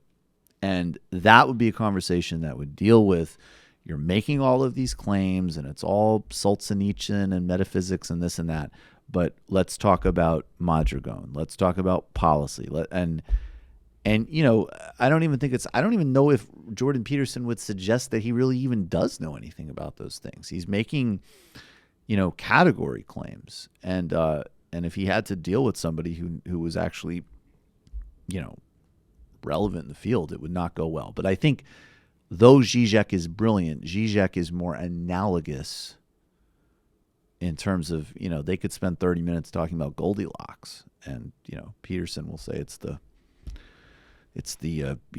way of finding, you know, virtue in home tasks, and Zizek will suggest that it's an affirmation of late capitalist ideology, and, you know, on it will go. I honestly, especially now that I know the timing of it, I probably won't be watching it. Waterboat from Kashmir. Thank you guys for making this podcast entertaining. Otherwise, I couldn't bear to listen. In fact, my I am is a tip of the hat to the MR crew. You all made Waterboat possible. I would have gone with Kush from Hindu Kush, but it would have been a bit on the nose for the super producer. Speaking of Matt Leck, book recommendation, Cities of Salt. It's an amazing novel covering materialism, quality of life, corporate imperialism. I was reminded of the book a couple days ago when Galaxy Brain Dave asked if your life is better than your grandparents. What a twit. P.S. In fact, I did steal the Lion King material, but I stole it from my mom. She joked about the prey cheering for Simba, and kind of did a whole speech about feudalism. Her cousins went to the USSR to study. That's funny. Lauren, when Brenda Straka announced he was supposedly going to run against AOC, he took down his interview with Sam on his YouTube channel. Wait, why? I don't know. Maybe he finally got a political advisor who was like, "Dude, that was not a win." I mean, he should put it back up. Yeah, he should. I think just in terms of being transparent. And also, you know, you made Sam look bad, dude. Look, Sam's not. Yeah, Sam. Sam's not here, so we can be honest. You steamrolled Sam. I think you steamrolled him, and frankly, not apathetically. Yeah, actively steamrolled Sam. So let's we'll run through all of these rest of these clips from the Cohen hearing. In the beginning of the Cohen hearing, we were doing the live stream, and there was this woman who was standing. It was like you can't really tell because you're watching it on TV, but she wasn't on the dais yet, which is where this clip starts. It was before she was actually standing behind Congressman Meadows, but she was kind of somewhere in between the table where Cohen was testifying and where the Congress people were. And it was like, at first you're like, is that a journalist? And it's like, well, maybe, but that, you know, journalists wouldn't be able to just sort of like hover around there. And then it was like, maybe it's one of his counsel, but it looked like his counsels were both sitting behind him. Who is this person? And then it's like, who knows? Presumably they have like a stenographer for the transcript or something. But it definitely distracted me because I didn't understand why this person was sort of hovering in what appeared to be like, you know, a place you don't usually see people standing around at congressional hearings. Cut forward to, she's standing behind Congressman Mark Meadows, who, it doesn't tell me what state he's from, but I believe is from, I think he's from North Carolina. Yes, he's from North Carolina. And Mark Meadows was one. I mean, this guy. He's from one of those highly gerrymandered to the point where I think the Supreme Court was even like, these are clearly racist gerrymanders. Yes, this is a racially gerrymandered district, and he had the continence and manner of like a drunk asshole on first class who's been like cut off from scotch because he's like starting to yell. And I mean, just all of the Republicans were just amazing failures yesterday at this hearing, and made Michael Cohen look enormously sympathetic just on a pure human level, because they're all being such sort of either totally bizarre or weirdly ineffective or mostly just massive assholes. And Mark Meadows was the leader of that. And then you realized, with this woman standing behind him, oh my God, that's what she's there for. And we use phrases like props in ways that make sense, but maybe aren't literal translations. This would be if you were teaching somebody the language and they put a sentence together and they said, this woman, Lynn Patton, was used as a prop in a congressional hearing. That would be a literal sentence. Let's check this out. Do you know Lynn Patton? Yes, I do. I asked Lynn to come today in her personal capacity to actually shed some light. How long have you known Ms. Patton? I'm responsible for Lynn Patton joining the Trump Organization and the job that she currently holds. Well, I'm glad you acknowledged that, because you made some very demeaning comments about the president that Ms. Patton doesn't agree with. In fact, it has to do with your claim of racism. She says that as a daughter of a man born in Birmingham, Alabama, that there is no way that she would work for an individual who was racist. How do you reconcile the two of those, Mr. As neither should I, as the son of a Holocaust survivor. Boom. But, Mr. Cohen, I guess what I'm saying... I do have to say, I mean, you could see there, this is the kind of reason why, I mean, it was responses like that, look, I'm giving him a sympathetic read. That is a clinic response to that question. Go ahead. But, Mr. Cohen, I guess what I'm saying is I've talked to the president over 300 times. I've not heard one time a racist comment out of his mouth in private. So how do you reconcile it? Do you have proof of those conversations? Do you have proof? Yes or no? I do. Oh, where's the proof? Ask Ms. Patton how many people who are black are executives at the Trump Organization, and the answer is zero. Well, there you go. But I mean, so, and obviously, let's not leave to the judgment a guy who would use a woman as a literal prop to gauge racist comments. Like, I could imagine him saying, like, when the president made that comment about swimming and an extra bone in your ankle, that was science, Mr. Cohen. So that was embarrassing and bizarre. And, let's actually, maybe we'll get to Brenda Lawrence later, because she was very good. But there is a through line here, because Congresswoman Rashida Tlaib pointed out, and this person, Congresswoman Tlaib, already freaks these guys out, and they're constantly using the fear and bigotry around her and Ilhan Omar, both the misogyny and also the fear of them as Muslims, to try to delegitimize them and even draw equivalencies between them and, of course, the essentially the crypto Nazi in their own house ranks. This is Rashida Tlaib, and she's going to point out that Donald Trump is maybe not the only person displaying racist behavior around here. Just to make a note, Mr. Chairman, just because someone has a person of color, a black person working for them, does not mean they aren't racist. And it is insensitive that some would even say it's the fact that someone would actually use a prop, a black woman, in this chamber, in this committee, is alone racist in itself. Donald Trump is setting a Mr. precedent. Chairman, I ask that her words Donald be Trump taken is setting down. a precedent. I reclaim my time. Mr. Donald Chairman. Trump is setting a precedent. Mr. That Chairman. the highest office can be attained Mr. Chairman, the through rules illegal are clear. activity. Cover up and hold on to business assets to break campaign finance laws and constitutional clauses. What we have here, Mr. Chairman, is criminal conduct in the pursuit of the highest public office by Mr. Cohen and Individual 1. I hope that the gravity of this situation hits everyone in this body and in Congress and across this country. Thank you, Mr. Chairman. I yield the rest of my time. Mr. Chairman, I ask that her words, when she's referring to an individual member of this body, be taken down and stricken from the record. I'm sure she didn't intend to do this, but if anyone knows my record as it relates, it should be you, Mr. Chairman. Pause it. What is Mark Meadows' record? He serves in a racially gerrymandered district. Has he brought forward, has he co-sponsored the Democrats' bill? He's going to go on and talk about his great friendship with Elijah Cummings, which Elijah Cummings confirms. Good for them. And I think, I will just say as a side note, I think Elijah Cummings, I have very high respect for. I think his leadership of the committee was hugely admirable, and a lot of people, all of us, could actually learn from his discipline of the committee, his surveying, his leadership, and his empathy.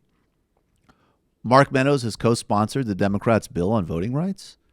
Mark Meadows has condemned leaders of his own party for violating the Civil Rights Act and suppressing African-American votes. Has Mark Meadows done any of this stuff?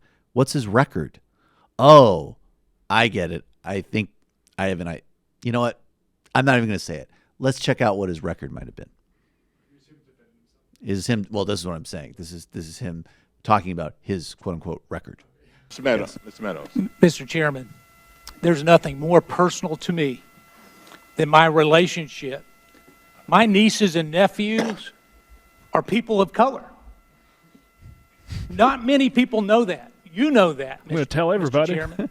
And to indicate that I asked someone who is a personal friend of the Trump family, who has worked for him, who knows this particular individual, that she's coming in to be a prop, it's racist to suggest that I asked her to come in here for that reason. Mr. President, the president's own person. She's a family member. She loves this family. She came in because she felt like the president of the United States was getting falsely accused. And Mr. Chairman, you and I have a personal relationship that's not based on color. And to even go down this direction is wrong, Mr. Okay, so I'm getting informed over IM from JB that and we were remiss in not finding this, but apparently there's a 2012 clip of him. Okay, so here's an chill example. Out, JB. JB, we got you. So I just want to say this.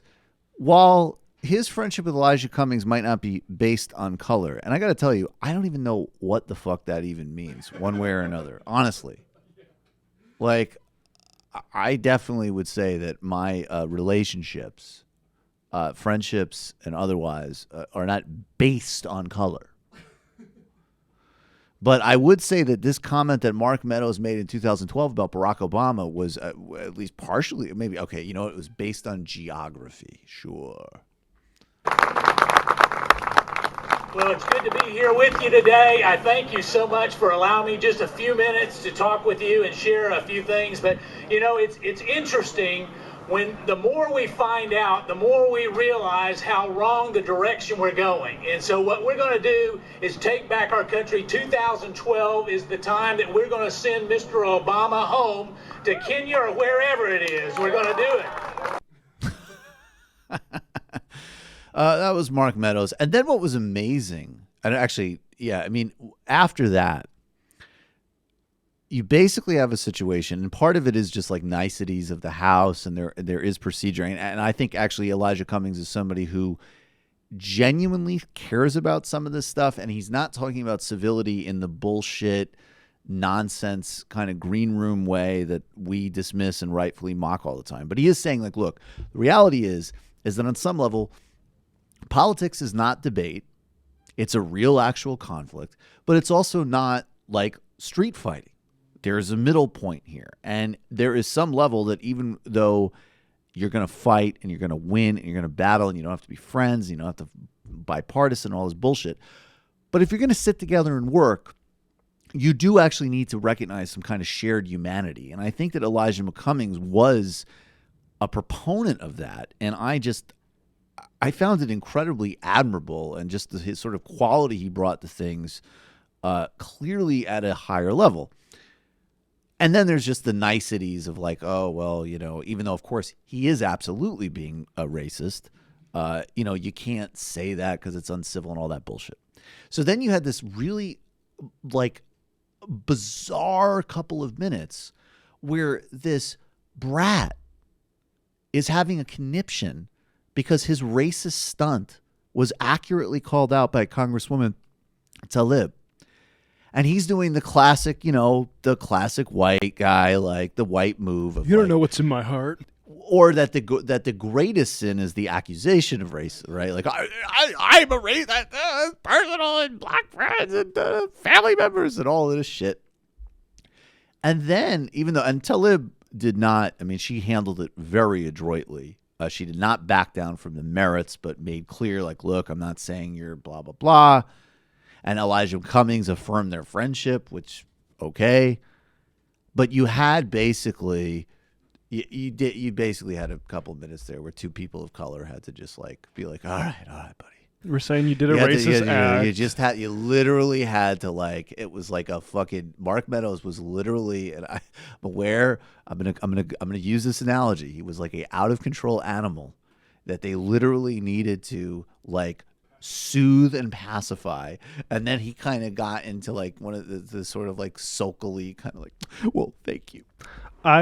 Since Cummings isn't here to gavel us down, I'll say I think Mark Meadows actually is a racist. I will definitely. I will also take advantage of the non-gavel as well. Another video has surfaced. This looks like he's at a Blue Ridge Tea Party. Wow. Yes.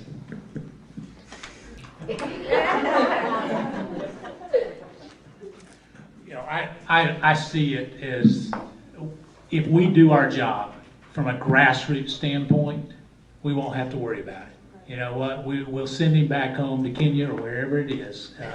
We'll send him back home, and so in doing that.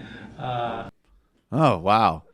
I wonder what his nieces and nephews think of those comments. Yeah, let's put them on. No, let's definitely not put them on. Yeah, let's not. Feel bad for them. Let's feel bad for them. Look, maybe we'll get to Paul Lepage, who's another a pioneer of Republicans mainstreaming white supremacy, and in the modern iteration. And he always would talk about how he adopted a son from Jamaica, and other than like, should we be calling the Department of Human Services on him and checking out how this kid and maybe all the other kids because that guy's obviously, in addition to being an immense racist, is just profoundly ill.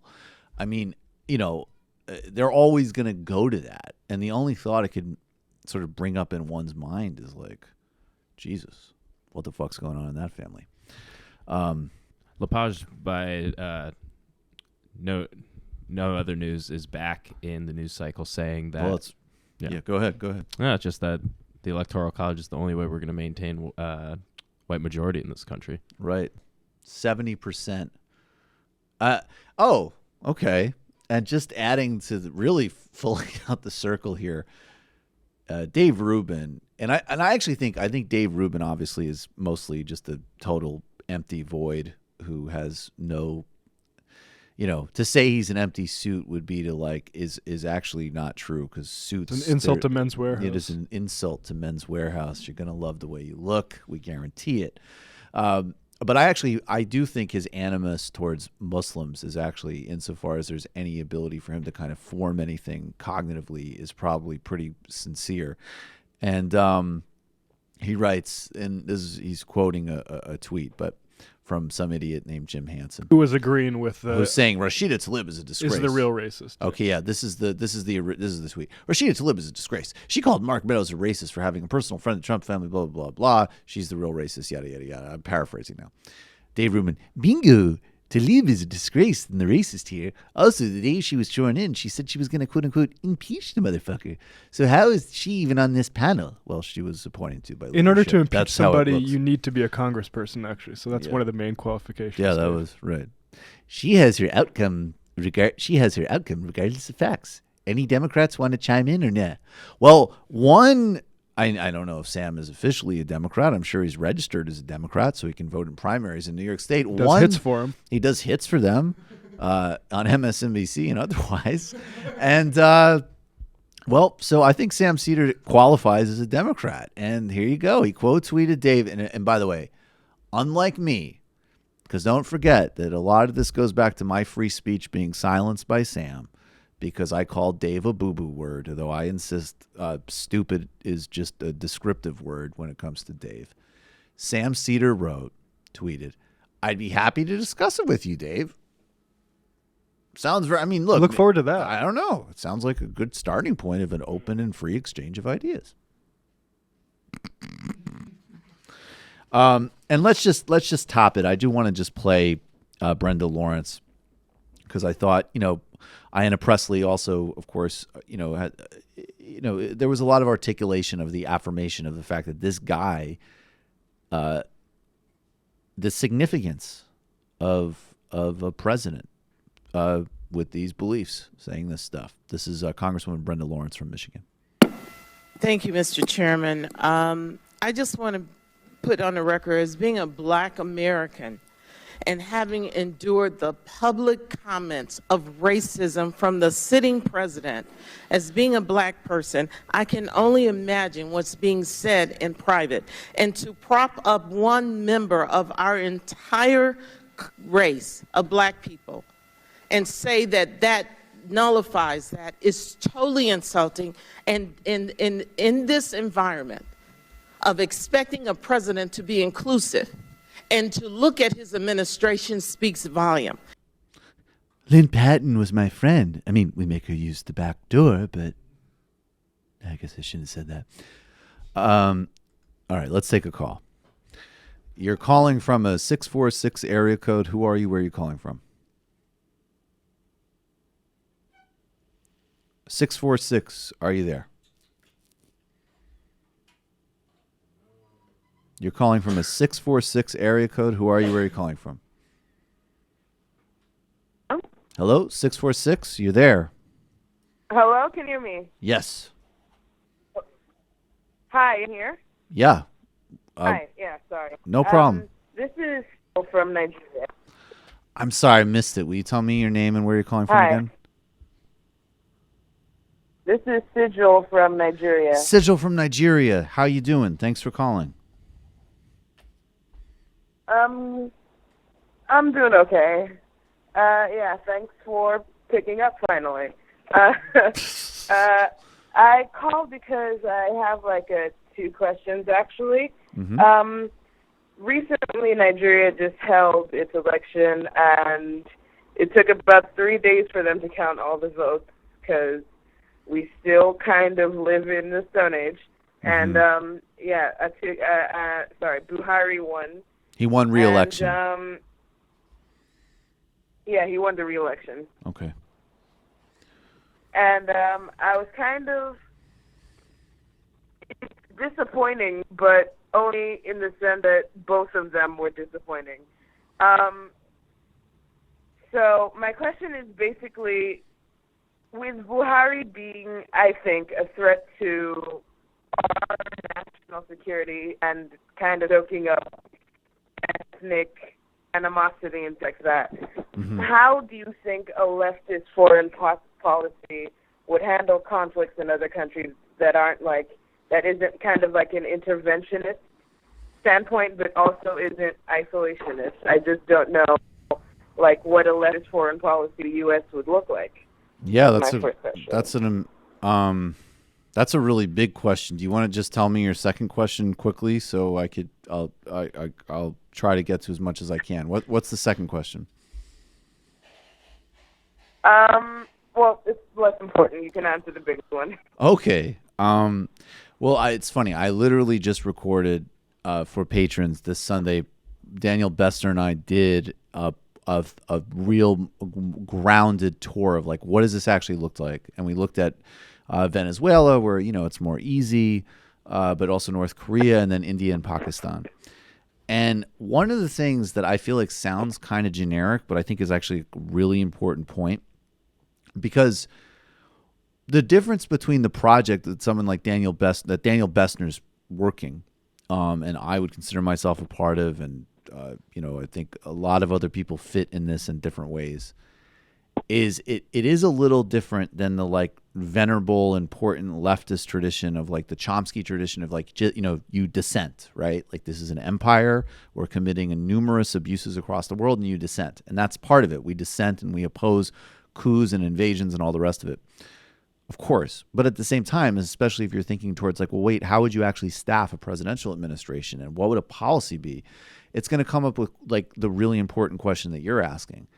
And one of the answers that sounds super generic, but is actually really important, is literally like rebuilding diplomacy, or building diplomacy as a capacity in U.S. foreign policy, which has been like incredibly degraded.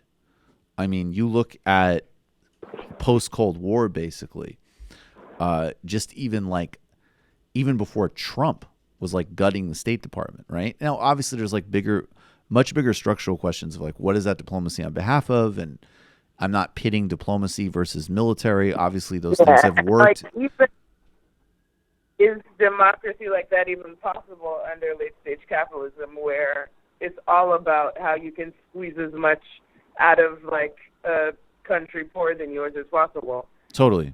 That's totally true. So I think that's, of course, but those are the types of fights and battles that are like structural, and presumably, like, I guess I'm taking your question as if like, let's say Bernie Sanders is president, and you have at least like an actual social democrat in power, and you theoretically, God willing, want to do something different in foreign policy. What does that actually look like? And I would say with Nigeria, it would be definitely bringing, just like you should absolutely bring diplomatic pressure and the prestige of the United States to bear against, what Bolsonaro is doing to indigenous people and labor unions and the political imprisonment of Lula. And in the same way, you can do the same thing to Buhari, probably more structurally, and where the fight that actually totally synchronizes between a domestic progressive agenda and an international one, and has a lot of effect on Nigeria, is telling the extractive industries, like, we're not building our policy towards Nigeria and West Africa based on oil anymore. We're moving to a different energy economy, and you guys don't get to dictate. We need to transform our economy like almost entirely, like separate it from oil, because exactly that's, I feel, the main problem in our country. We can't think past our immediate cash cow, and that's with the global economy moving more and more towards green energy. We're going to be stranded with nothing, absolutely nothing but like old money. Yeah, and so that's like the strategic challenge for Nigeria. And then if you were left in the United States, you would say, what can we do in terms of, like, is there debt that should be canceled to Nigeria? Are there, maybe we take all of this extractive money, we tax the oil companies, and we give it to Nigeria in the form of like the types of like minuscule, no strings attached, low interest loans that Chavez gave to the Caribbean when he was bringing money around, right? And debt relief, and then combined with those very like progressive and synchronized peer-to-peer moves, then you can also say, and Mr. President, like, this is not a threat of military force. It's certainly not a threat of sanctions against the population. Maybe it's a sanction against you and your personal bank account and people in your government. But we see what you're doing. We articulate it, and we will oppose it. And this is where I know some people are so attached to like lefty conversations and that very like dissent tradition, where it would be like, well, the United States is never in a position to say anything about anybody because of our own obscene record. And on one level, that's totally true. And then on another level, that's a naive denial of power that exists. And even if we achieve something like Sanders being elected president, The battle is going to be, how do we use it? Because what's amazing about that stance to me is that if we don't have that battle, foreign policy especially will just fall into the old defaults, and you'll have hopefully a progressive agenda at home, but basically an ongoing destructive one abroad. And you need people in place to say, this means debt relief. It means it means banning international arms sales. It means, taxing the oil companies to redistribute money to countries that have been impacted negatively by that industry. I mean, all of this type of stuff, that's how people need to be thinking. So that's my kind of short answer or long answer for that. Yeah, that's actually great. Like, I did a lot of things in there that I didn't think of. My second question, which is like a smaller one, which is not to call you out or anything, but it's a room full of white people, and I was just wondering how you deal with family members that might not exactly be on the up and up in terms of like rejecting kind of fascist language and rhetoric, and because I recently had a conversation with someone in my family, and before this, I never doubted that they were might have some conservative values, but they're a good person, until I spoke to them about a certain ethnic group in Nigeria, and straight up sounded like I was talking to a Trump associate. It was terrible. So how do you deal with stuff like that? I'm gonna answer your question, but I'm gonna let you go because the connection's really bad. Okay. And I'll open up the conversation on that. Yeah. Thanks a million for the call. Appreciate it. Thank you. I have the kind of. Okay, so to be blunt, I think I'm very much on the stage of like there's gradations. So I don't kind of, I don't know. In general, across the board, if somebody. I'm not very inclined to try to kind of like micro target people's every this and that with what they say, frankly. That's just to be blunt. I don't think there's much profit in that, and I'm very skeptical of that move. On the other hand, as far as the type of thing that you're talking about, Sajal, in terms of like somebody actually talking like that categorically about a different ethnic group, you mentioned my family. To be blunt, my family, I'm lucky in that regard.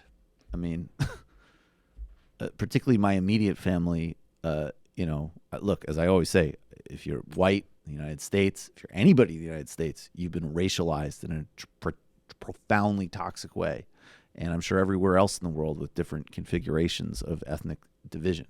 But specifically in the United States, obviously this poison of our history. But so I don't for a second deny that. But as far as like what I feel like you're alluding to, like actual fascistic Trump type eliminationist language, I mean, I have one family member, and I'm not going to name this person because I just, I want to keep some privacy. But I would say like the person that I know, and it's definitely a different generation, who is of the most problematic ilk. This is still somebody who I might even have like a picture of Barack Obama in their home. So, on that really raw level, it's not in my circle. And then I have one family member who's not related directly, who's apparently become a big, crazy, Trump person. And I haven't talked to him in a really long time, to be honest. Not like intentionally. That's just how it has been. But if we were talking, we'd have some pretty fucking robust arguments. That's the other bottom line. I don't really shy from conflict. I think sometimes you need to have conflict. Conflict's okay. Conflict actually can make people a lot better. I mean, I don't have anything specifically on the racist stuff because, like you, it's never specifically about races. It's often about things like affirmative action or something like that. Yeah, it's so like I had a recent. I can't give any, so I don't have any general strategies. But a specific example was over Christmas. We were talking about somehow affirmative action came up, and then talking about because people were applying to different like medical schools and stuff like that. Right. And it's like, well, if you were this or that, you'd be in there, right? Well, it's like, and then you talk about like basically I just went into it by saying like we were all given land in North Dakota here, right? Like you're talking about affirmative action. I would prefer that affirmative action to getting a couple of points on a college application. Yeah, by the way. exactly. Just giving me fucking just land. give me land. To yeah, I'll farm. take the land over the points. So like specifically historicizing things is useful, especially when you have like a family like mine, which is fairly homogenous, which is all people that basically immigrated around the turn of the like 1900s and got the last of the homestead land, snatched that up, and now they're middle class. So you have to historicize. You have to historicize, and I think part of the reason that I don't, and I feel like I can't think of a good example, but one of the reasons I'm not sort of like in the mode of constantly going at it over like relatively more trivial things is because I also want to like save the firepower for the big picture stuff where again there's more credibility built up, and in those cases I am simply not afraid of conflict. Like if you say something, I mean, actually one time, I'll give this anecdote really briefly. I was and because this is actually probably the closest where it's come up to me, would definitely be, and not in my immediate family again, but the closest would be the total dehumanization of Palestinians. And I was in college, and I definitely pissed my parents off because it was not because they disagreed with me per se, but because it was like family friends. And believe it or not, I was a pretty polite kid. I wasn't, but the topic came up, and it wasn't the just kind of usual, hey, these are baby boomers who like Israel, and they're having me over for dinner. I'm not going to be rude. I'm not, whatever. But they said something about civilian casualties, Palestinians, that was like, all right, I can't, this is like, now I'm in a room in the Jim Crow South, and that's a moral wrong, and, let's get at it. And so, and, I think especially if you can actually have conflict with people and really argue with them, but not, again, if there's even 1% of them that's still in the realm. I've had some instances of people where it's actually gotten pretty heated and pretty aggressive, and these are not family members, but they've actually changed their views.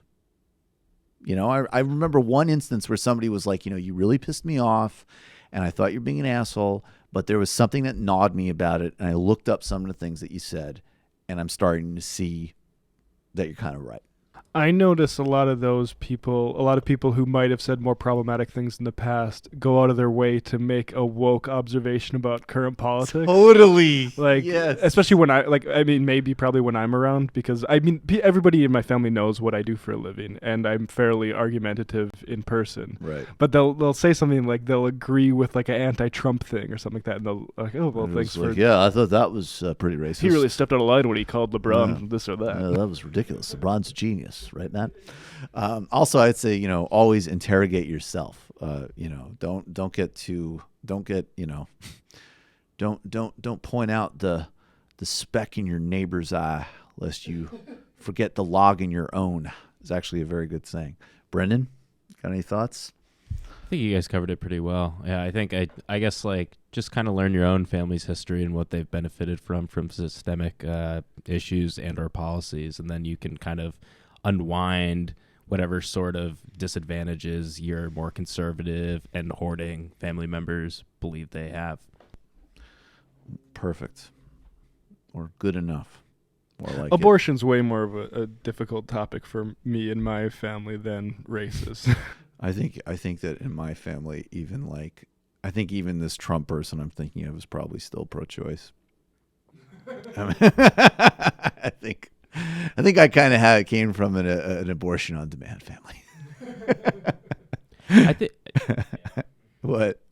No, I'm just trying to think. Like, it's so easy for us as white people to kind of unwind this, unless you have like overtly racist like family members, in which case like they're already gone, so that's kind of lost.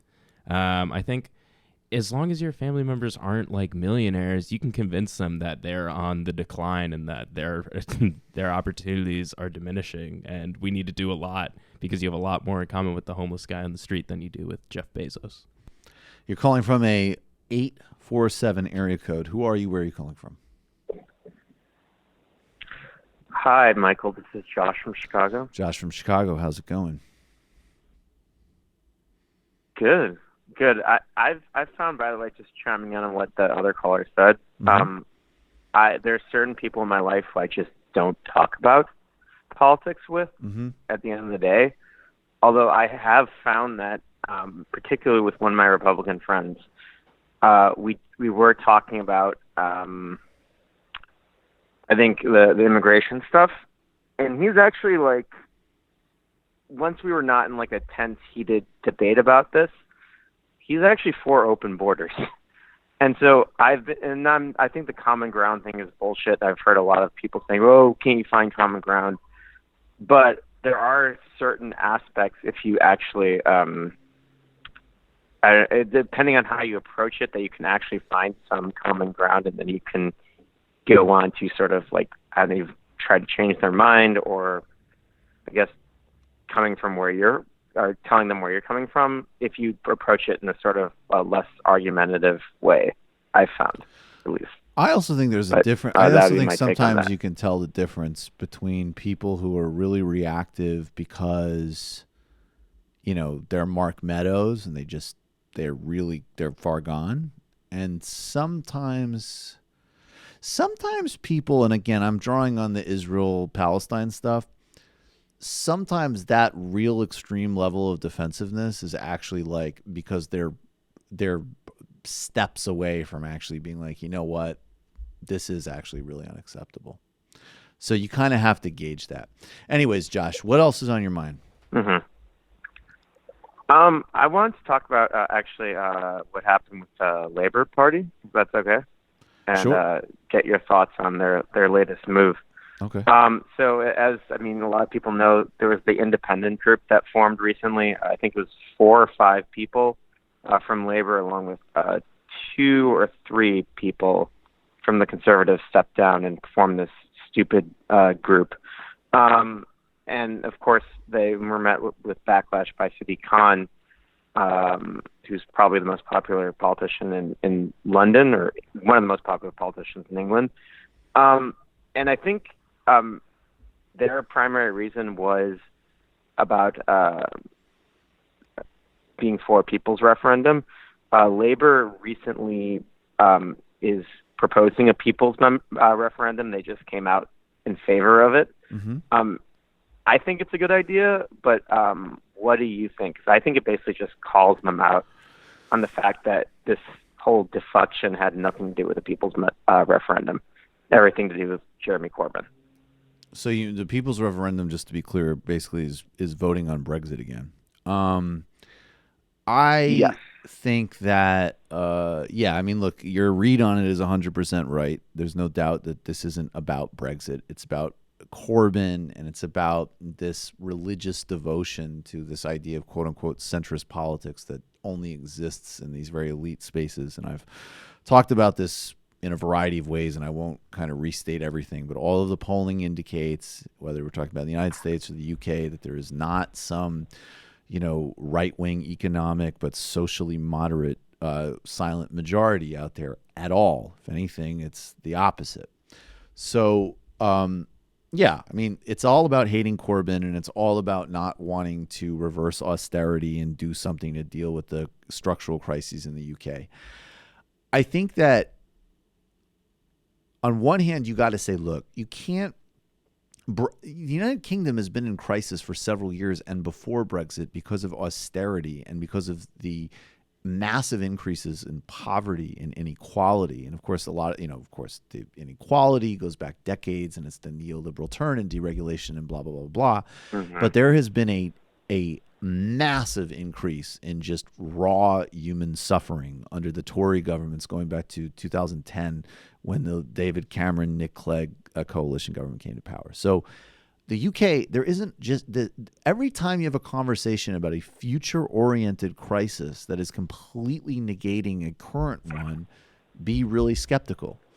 And then that being said, Brexit is obviously a really bad idea. And the left case against Brexit wasn't what was being voted on, and it wasn't on the table. So sure, have another vote, but there should be elections first. That's first and foremost. Get an extension on Brexit, have elections, have a legitimate government in place, and then you can go and take it again to the people. I will say, though, I'm not convinced that Brexit, no, neither am I. It might win again. And that's the other calculus. And it shows, the elite discourse is so delusional because they're talking as if, and look, it would be a different political reality. If the polls were like, look, this is going to win by over 20%, and everybody in the UK gets that this was a tremendously stupid thing to do. But all that's happening, actually, the polls haven't moved. Most people still actually even support Brexit even now. And the only thing, not a big, a tiny polarity, but but it won by a tiny polarity, right? And the whole impetus of the same group of people against negative polling. And this was the same group of people that this vote was registering against to begin with, right? So just like with Trump, it's a fusion of, it's a foundation of xenophobia for sure, but it's also a broad, there is no mistake that the top keyword search in Google after Brexit was what's Brexit in the United Kingdom. There was tons of people, probably even more so than Trump, I would actually wager, because it's a referendum and it sounds technical, that literally were just like, fuck you. If you're Tony Blair, if you're the BBC, if you're David Cameron, if you're, Ed Miliband, fuck you. And as things have gotten even worse, there's just no indication to me that this is actually like an escape route. So, Brexit was a terrible idea. It shouldn't happen. The UK actually was in a relatively privileged position relative to relative to other countries in the EU.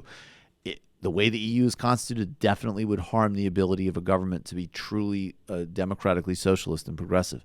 But given what was on the table, it was the wrong vote. It was a bad decision. But the people who are running around saying that, we should just have another referendum are, as with every single other move they've made, not reading the politics correctly. So, I'm not opposed to it, and I think Labor does need to have a stronger position on it, but I think it's a fantasy to think that this is some type of done deal. Yeah. And if that loses, then that is, that's even worse. Let me just put it simply, right? Yeah. So there you go. I think it's worse. Yeah. I think also what you need is someone like a prime minister, just to, if they're not going to get a better deal than what they're going to get from the EU. The EU just won't budge. What you're going to need is possibly a prime minister just to put their foot down and say, we're not going to do this for the good of the country. We're not going to do a Brexit. I think that's what you would need. And I don't think Theresa May wants to do that because she is too in bed with the hard Brexiters of her party. Yeah, she won't. She definitely won't do that. Thanks for the call, man. Let's do this report. So, again, it's a really easy 3-step process here. And I would recommend that you watch the commentary I did for TMBS on Tuesday about this. But Venezuela has its own internal problems. Venezuela has its own failings and abuses. It's also been under relentless pressure and economic warfare from the United States, going back to the Bush era against Chavez through Obama, and it's escalated today in a profoundly radical way with, by the way, designs from Trump that's not just about Venezuela. This is going to spread to Cuba, Nicaragua. And of course, as in all these cases, if you are so naive and delusional enough to think that there's a humanitarian concern here, look at the governments that they're supporting. Bolsonaro's abuses are going to far exceed Maduro's without any doubt. Even his plans alone for the Amazon and indigenous people are constitute a crime against humanity, not to mention the global planetary system. And there's still democratic functions happening in Venezuela. There's still some of the huge accomplishments of the Bolivarian government still in place. And most Venezuelans, including those who, of course, honestly and fervently oppose this government for absolutely justified reasons, do not want a foreign coup or intervention to install a regime for them. There have been other opposition leaders in Venezuela who have not been able to win elections. And until the 2018 election, where the reporting is mixed, but I would accept that there was some irregularities for sure. Maduro won his first election, according to serious analysts. And there might have been some problems and irregularities, but he won. And it was a much tighter margin. Chavez definitely won his elections. And those that would say otherwise are just sort of, they're telling themselves maybe and you a bedtime story. It's just pure falsehood. So, but leaders like Falcone had a more organic foundation than Guaido. And they did, you could potentially argue in some cases, might have represented a center-left tendency to a contrast with the Bolivarian one. The structures of how you deal with corruption are much more complicated because the corruption networks that have been perpetuated by the Bolivarian government, they have not dealt with it at all, no doubt, predate Chavez. I mean, just like you see in South Africa, the transition to the ANC, the state apparatuses of corruption and patronage networks have just been inherited and perpetuated from under apartheid. These are state structure problems. But that being said, Guaido is a figure of the right. And any person who is going to get propped by the Trump administration, the Colombian government, the Bolsonaro regime, the far-right government of Macri in Argentina, this is not somebody that one can trust or support. And so I still see some people kind of spinning this notion. I don't know where this idea comes from, that he's some type of social democrat. But he's on his way to Brazil. This is a government that holds a former president in prison with no material evidence and who led all election polls. This President Lula da Silva. This is a government that is attacking viciously the LGBTQ community. This is a government with almost, I would say, massive death plans for the indigenous people in terms of clear-cutting rainforests, and they're attacking labor unions systemically, not to mention all of the very serious and actual material evidence that is emerging between the Bolsonaro family, paramilitaries, and mafias. This is where the social democrat, with the backing of the Trump administration and all of these extremist far-right forces in Latin America, is going to for support. And Brian Mayer of Telesur, who's also editor at Brazil Wire, an indispensable news site on Brazil in particular, obviously, has a report on it. Let's check it out. São Paulo, where at 10 o'clock tonight, Juan Guaidó is expected to arrive from Colombia on a flight for meetings with Brazilian President Jair Bolsonaro to talk about a possible plan of action for renewed aggressions against the democratically elected government of Venezuela. Now, some people are questioning his judgment and even wanting to meet with Bolsonaro because Bolsonaro was unable to establish consensus within his own ruling coalition to support Donald Trump's so-called humanitarian move on Saturday, February 23rd against the government of Venezuela. Apparently, according to Folha do São Paulo newspaper, many of Bolsonaro's top generals, as well as House Speaker Rodrigo Maia, spoke out against any participation in the initiative, and that's why the government only sent 2 pickup trucks with a small amount of supplies on them to partake in this, what appeared to be a publicity stunt that was held on the Brazilian border with Venezuela. So Guaidó is arriving. There's going to be a lot of media attention for it, but will there be any concrete results? General Hamilton Mourão, Vice President of Brazil, said the day before yesterday in Colombia that Brazil will not allow the U.S. military to use its territory to launch any kind of military attack against Venezuela, and Brazil will also refuse to engage in these kinds of attacks. So that's very interesting, and it runs contrary to all of the moves that the Bolsonaro regime has put in place, which has been recentering the U.S. military command in Brazil, giving way to all U.S. military demands so far, and of course all the demands of Wall Street in terms of things like pension reform and other assaults on Brazilian workers and middle class.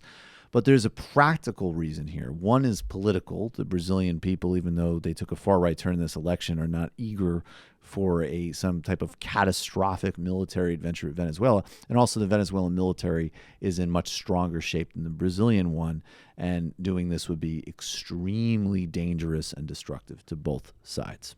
But this is what Guaidó is. I mean, look, he's going to seek the support of a fascist government or a fascist aspiring government, and apparently an attempt to instigate even more radical moves that have already been restrained by more sane voices inside that extremist formation of Bolsonaro in Brazil, which, by the way, is already reaching record levels of unpopularity. So that is Guaido. That is this opposition.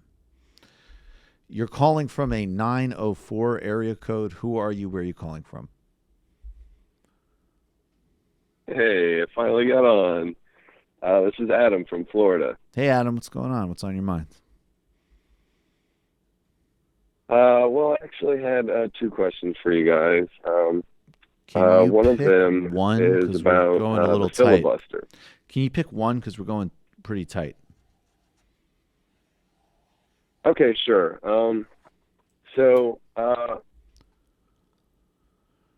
Me and my girlfriend, we were really excited when Senator Sanders announced his campaign. We both contributed to it and everything, but I think she might have been watching maybe a little too much Pod Save America lately, because she came at me the other day saying that she might be supporting Elizabeth Warren more now, because she said that she would be willing to get rid of the filibuster, and Bernie seemed a little more hesitant to do that. Elizabeth, I can kind of see where both sides are coming from. Let me just say, that's one where Elizabeth Warren's ahead of Bernie, and she's right. You absolutely need to get rid of the filibuster. It's undemocratic, and you're not going to be able to fulfill any type of agenda. Now, it happens to be one where I didn't like his answer on it, but I don't tend to have huge conniptions about these things. So I think he'll get there, and he'll get to the right place. But Elizabeth Warren's ahead of him on it, and she's right. But he needs to get there. Thanks for the call, man. That is interesting. I mean, I don't know why he's letting daylight there. You're calling from an... If you're leading a revolution, I mean, it's hard to do with a filibuster. We want a filibuster-enabled revolution. You're calling from an 818 area code. Who are you? Where are you calling from? Hey, Michael. What's up? Dave from Jamaica. Dave from Jamaica. Worlds colliding here. What's on your mind? Nothing too much. I found the Cohen stuff rather entertaining. I shouldn't say entertaining, but interesting in the sense that I'm not sure what to think of Cohen now, in the sense that, I don't know. He seems to be a mixed bag. It doesn't strike me as what do you call it now? As evil as I usually thought he was before, but maybe that's an oversimplification of it. But to jump to the point real quick, I do notice that his testimony kind of might bring up something that Stone case has brought up, which is that Trump might have lied on that handwritten thing to Mueller. So I don't know what the implications of that is. I think about in the area of him knowing about the WikiLeaks dump beforehand. Right. I'm not sure how the legal process is, but does that have any real implications over there, or... I don't know. I mean, I don't think that they're gonna get some. I think if they are gonna bring charges against the president, it is gonna be for something that's airtight and really serious. And I mean, and I don't want to say. I mean, look. On one level, it's like you've created such a degradation. It's so degraded that it's like everybody knows that Trump lies about everything. But I just I don't think that's I don't think so. I don't think that Robert Mueller might get all these other people, and he's obviously trying to flip people. And I think it's also, again, my sense of it is I don't think there is some secret hidden smoking gun thing here. I don't. But I'm just, and I've been and as I always say, I'm agnostic about this. Maybe there is. Doesn't seem to me there is. It seems to me that there's a lot of sketchy stuff and some criminal stuff, but this could be, could be anything with these people. But, and there's that Maltese academic. I mean, there's all this stuff. We'll see what he says. But I would just say, I doubt Robert Mueller is going to say, we're going to push charges against the President of the United States. He's indicted. And the reason is because, like, he lied about something on a speakerphone. I don't think so. I doubt it. I really doubt it. I get what you're saying. I know, I get what you're saying because the thing is in contrast, and I think the only contrast we have is with the Nixon. And Nixon got dunked for less, right? So yeah, but the Republican Party went to Nixon. He had to eat a baby. The Republican Party went to him and they said it's done. I mean, and also, so, and then and not necessarily yes, because he covered it up, but there was all this. I mean, there was, I don't know. I mean, I would have to look into it. I don't know about less, but but I don't know. I don't think that Cohen's testimony. I think it was useful. I think it was entertaining, but I don't think it is going to have that much of a big impact one way or another. Thanks a million for the call, Dave. Let's see. You are calling from a 718 area code. Who are you? Where are you calling from? Hey, it's Avi from Brooklyn. Hey, Avi, what's going on? I just I'm glad this Cohen thing's happening. I started, I called the show last week and was kind of talking about how Congress needs to take a hold of this narrative with the Trump investigation, and I actually ended up writing something that'll probably be published. I'll send it to you. Okay. But cool. Digging into it, it really, I think we really need to start opening up the space to rebuild Congress as an institution that like embodies democratic values, because and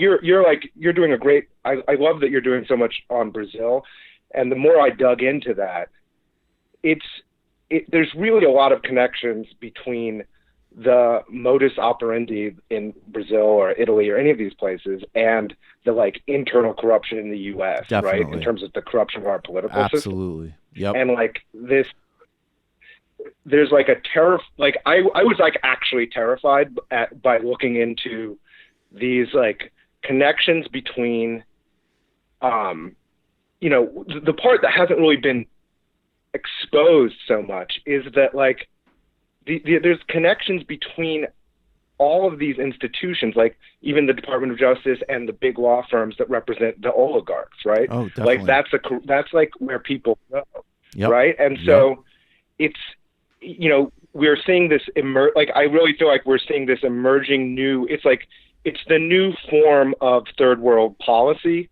that is like based on like kleptocratic governance, right? Where it's like we're going to impose instead of sending hitmen, right? We're sending in this kind of legalism, right? Well, and I think it's no surprise so when we're talking about that the use of Lava Jato and then the Ultrebrecht investigations, which are these massive sprawling corruption investigations. And first of all, it's like, again, what is corruption?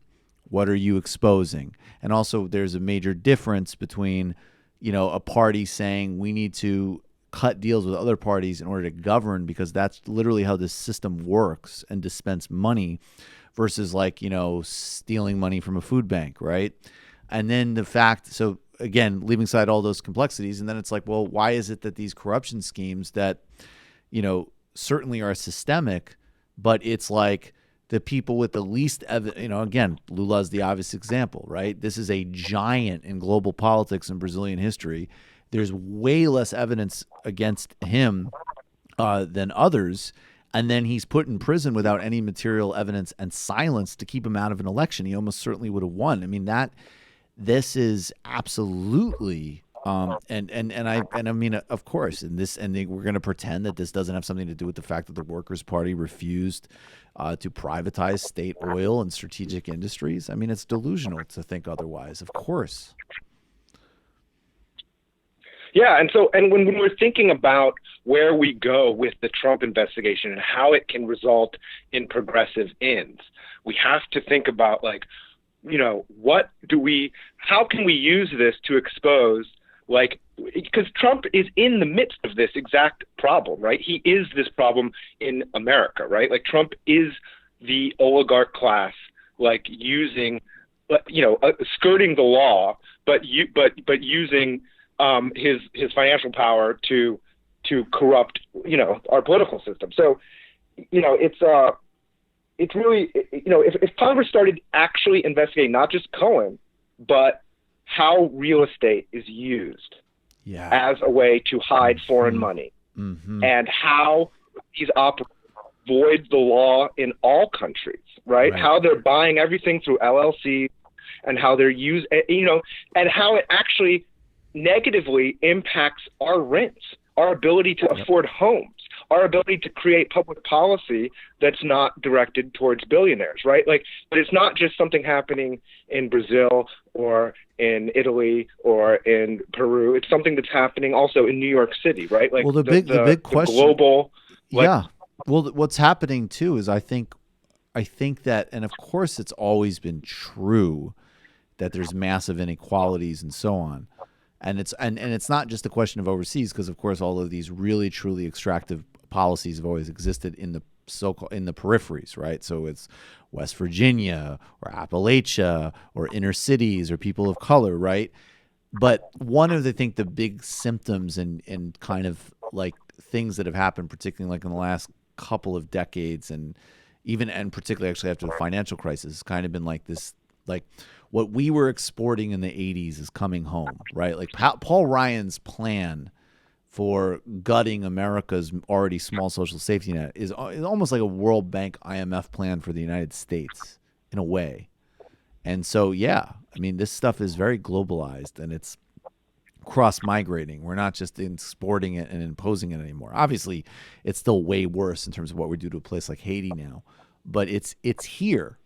It's brought back home for sure, and into the center. Yeah, and so when we think about the legacy of the Trump investigation, or the legacy of Mueller, it can't be the Mueller investigation. It has to be what Congress does with it, because the more that it stays within the kind of criminal justice framework, it's going to be individualized, and it's going to be focused on individual wrong actors, not systemic problems. And that's a recipe for basically authoritarian rule.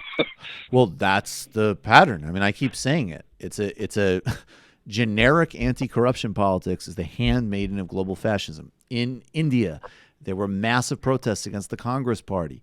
Did the Congress Party have corruption? Of course. All Indian politics, like all American politics, like every politics, there's corruption.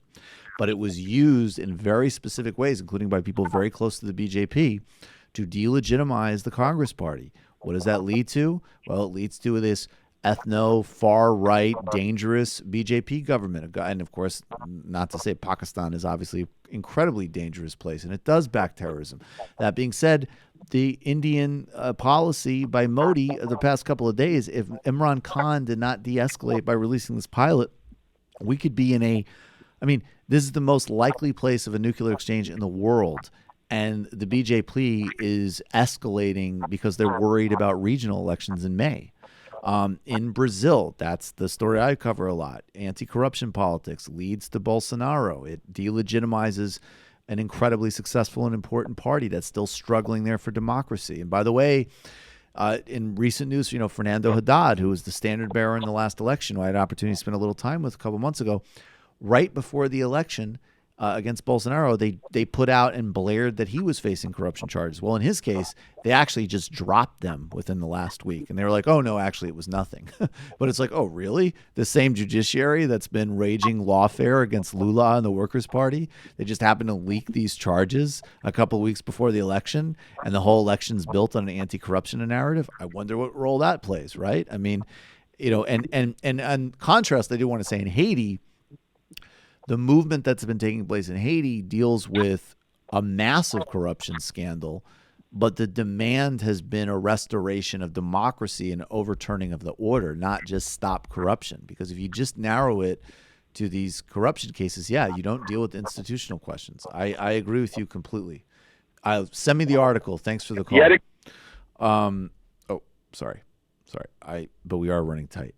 Okay, guys. Yeah, I'm going to read a few more IMs. I'm sorry I couldn't get to all calls. We are going to, we got to go. because Sam's going to come in and do Ring of Fire, but I'll read a few more IMs. Balls Deep, Lula Livre. TMBS is my jam.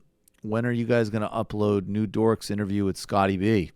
California Oberales. Shame on you for not putting Sam on your fantasy Bill Maher panel. Jesus. I mean, he'll be there. One person, watched the clip where I proposed myself as a replacement for Bill Maher on the Michael Brooks Show YouTube channel. But somebody said that what they wanted to happen was I would get the job and then Bill Maher would be one of my guests. So Bill Maher could go, host of Real Time, my old job. He could do I don't know. I like that. Wait, what's the joke. my old job? What's that? That's reference? what Bill Maher will always be like. He's the director of research at CERN. My old job. That's like that's what they used to call me in high school for old people. Right. Ayahuasca communist. The name that can be named is not the eternal name. The nameless is the origin of heaven and earth. Now close your eyes, breathe deeply before the revolution. Left is best. #0sum. Respect. I like the little Dao De Ching quote there. Majority Report Tina. Majority Report Thadatina. I want to see you bust down Dave Rubin. Well, there's a lot. Stay tuned. Yeah. Watch an ample amount of archive material and watch this space. Bust down. Andrew Yang is BFFs with Sam Harris. Okay. Guys, I mean, some people would ask me about Andrew Yang. I'm not going to cover Andrew Yang. Yeah, don't care. Unless something like radically different happens. I mean, the only thing I'll tell you about Andrew Yang, and again, I just talked about Modi, so I've not, we're not coming out for Tulsi Gabbard here. The serious problems there still stand. But I find like discussion of like Andrew Yang or Howard Schultz makes me like and feel offended on behalf of Tulsi Gabbard. Because it's like, this is a real congresswoman. She's putting across actually some very good policies. She's got some serious problems, but like, this is a real candidate. And people are talking about some idiot Starbucks plutocrat or just some guy. I don't know. I saw 5 minutes of him on some interview. He seems like a nice guy. Okay. It's just, I think he's like just some business guy from New York that likes UBI. I don't know what to say. I think he already got on Rogan, which should be like the aim of his presidential campaign. So I don't know what else we got to talk about here. Seems like a nice guy, though. Kentucky Fried Comrade. Hey, Michael, California update. PG&E recently admitted it may have been responsible for the recent Paradise Fire, which took 85 lives after the CEO resigned with a multi-million-dollar severance. I'm currently petitioning to rename Pacific Gas and Electric to Pacific Gillistein and Expropriation. Word. That is fucking enraging. What's the best severance package, the most just severance package you ever heard? I mean, people that get fired, like getting unemployed, I guess. But I'm talking about like the high, like golden parachute type. Like that stuff should be illegal. Should be illegal. General strike. I'd like to mention here Carrie Ann Lucas, a disability activist who recently died as a result of her health insurance denying coverage. According to a message on Lucas's Facebook page, United Healthcare denied her coverage for an antibiotic last year, triggering a host of medical complications which led to her death. That is so disgusting. And a report that I read of her death, which I read on TMBS, I had either, because people drew my attention to it. Thankfully, one of the patrons, I didn't know about this story. This was an incredibly important woman, and her work, I mean, she did a huge amount for the people with disability in the state of Colorado and also nationally. I did not know that dimension of it. That is disgusting, despicable, unexpected, and expected from that industry. We need to completely ban private insurance, single-payer healthcare, period. Attorney Andrew, we may have covered it earlier this week, but I have noticed that some Democratic candidates are getting a lot of praise for supporting reparations for descendants of slaves, yet when most candidates are asked what form of reparations would take, they point at universal policies that would disproportionately affect African Americans. Nevertheless, the only candidate who's endorsed a targeted plan is Marianne Williamson, who's calling for $100 billion over 10 years to descendants of slaves. This meets an acceptable definition of reparations, and that is a staggeringly low figure.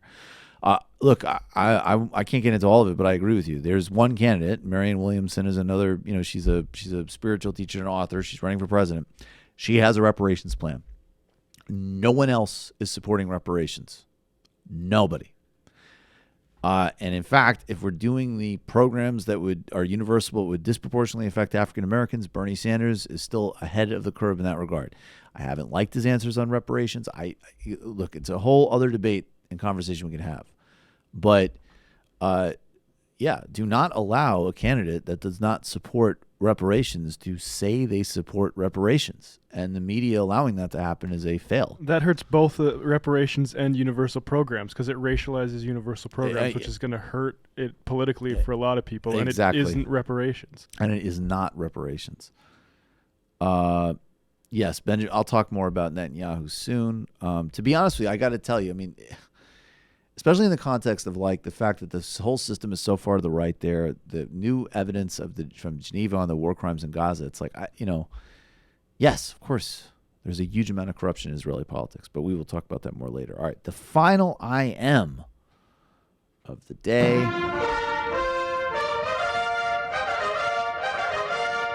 Mike, how was Vieques? A Square, Mike, how was Vieques? It has become a bit too trendy, but hopefully you hung out with the locals and drank a billy, a mix of rum and local fruit. I did. As always, your coverage of world affairs is such a welcome perspective and reminds us of the lasting effects of colonialism and imperialism. I really like the interview with Fletcher on TMBS. Looking forward to the history of Cabral. Me too. That's going to be great. Vieques is incredible. You can see all the problems there, but I look forward to spending more time there, and I'm really glad I went. All right, everybody, we're back live tomorrow. It might take all the strength I got to get to where I want, but I know somehow I'm gonna get there. I wasn't looking when I just got caught between the truth and the light bulb, but finding out won't make me feel any better. Yeah, I know the clock is ticking, but the meds are gonna kick in, and my pilot light shining bright. I get somewhere the choice was made, for the option where you don't get paid, for the road that bends before it finally breaks you. I guess somehow I lost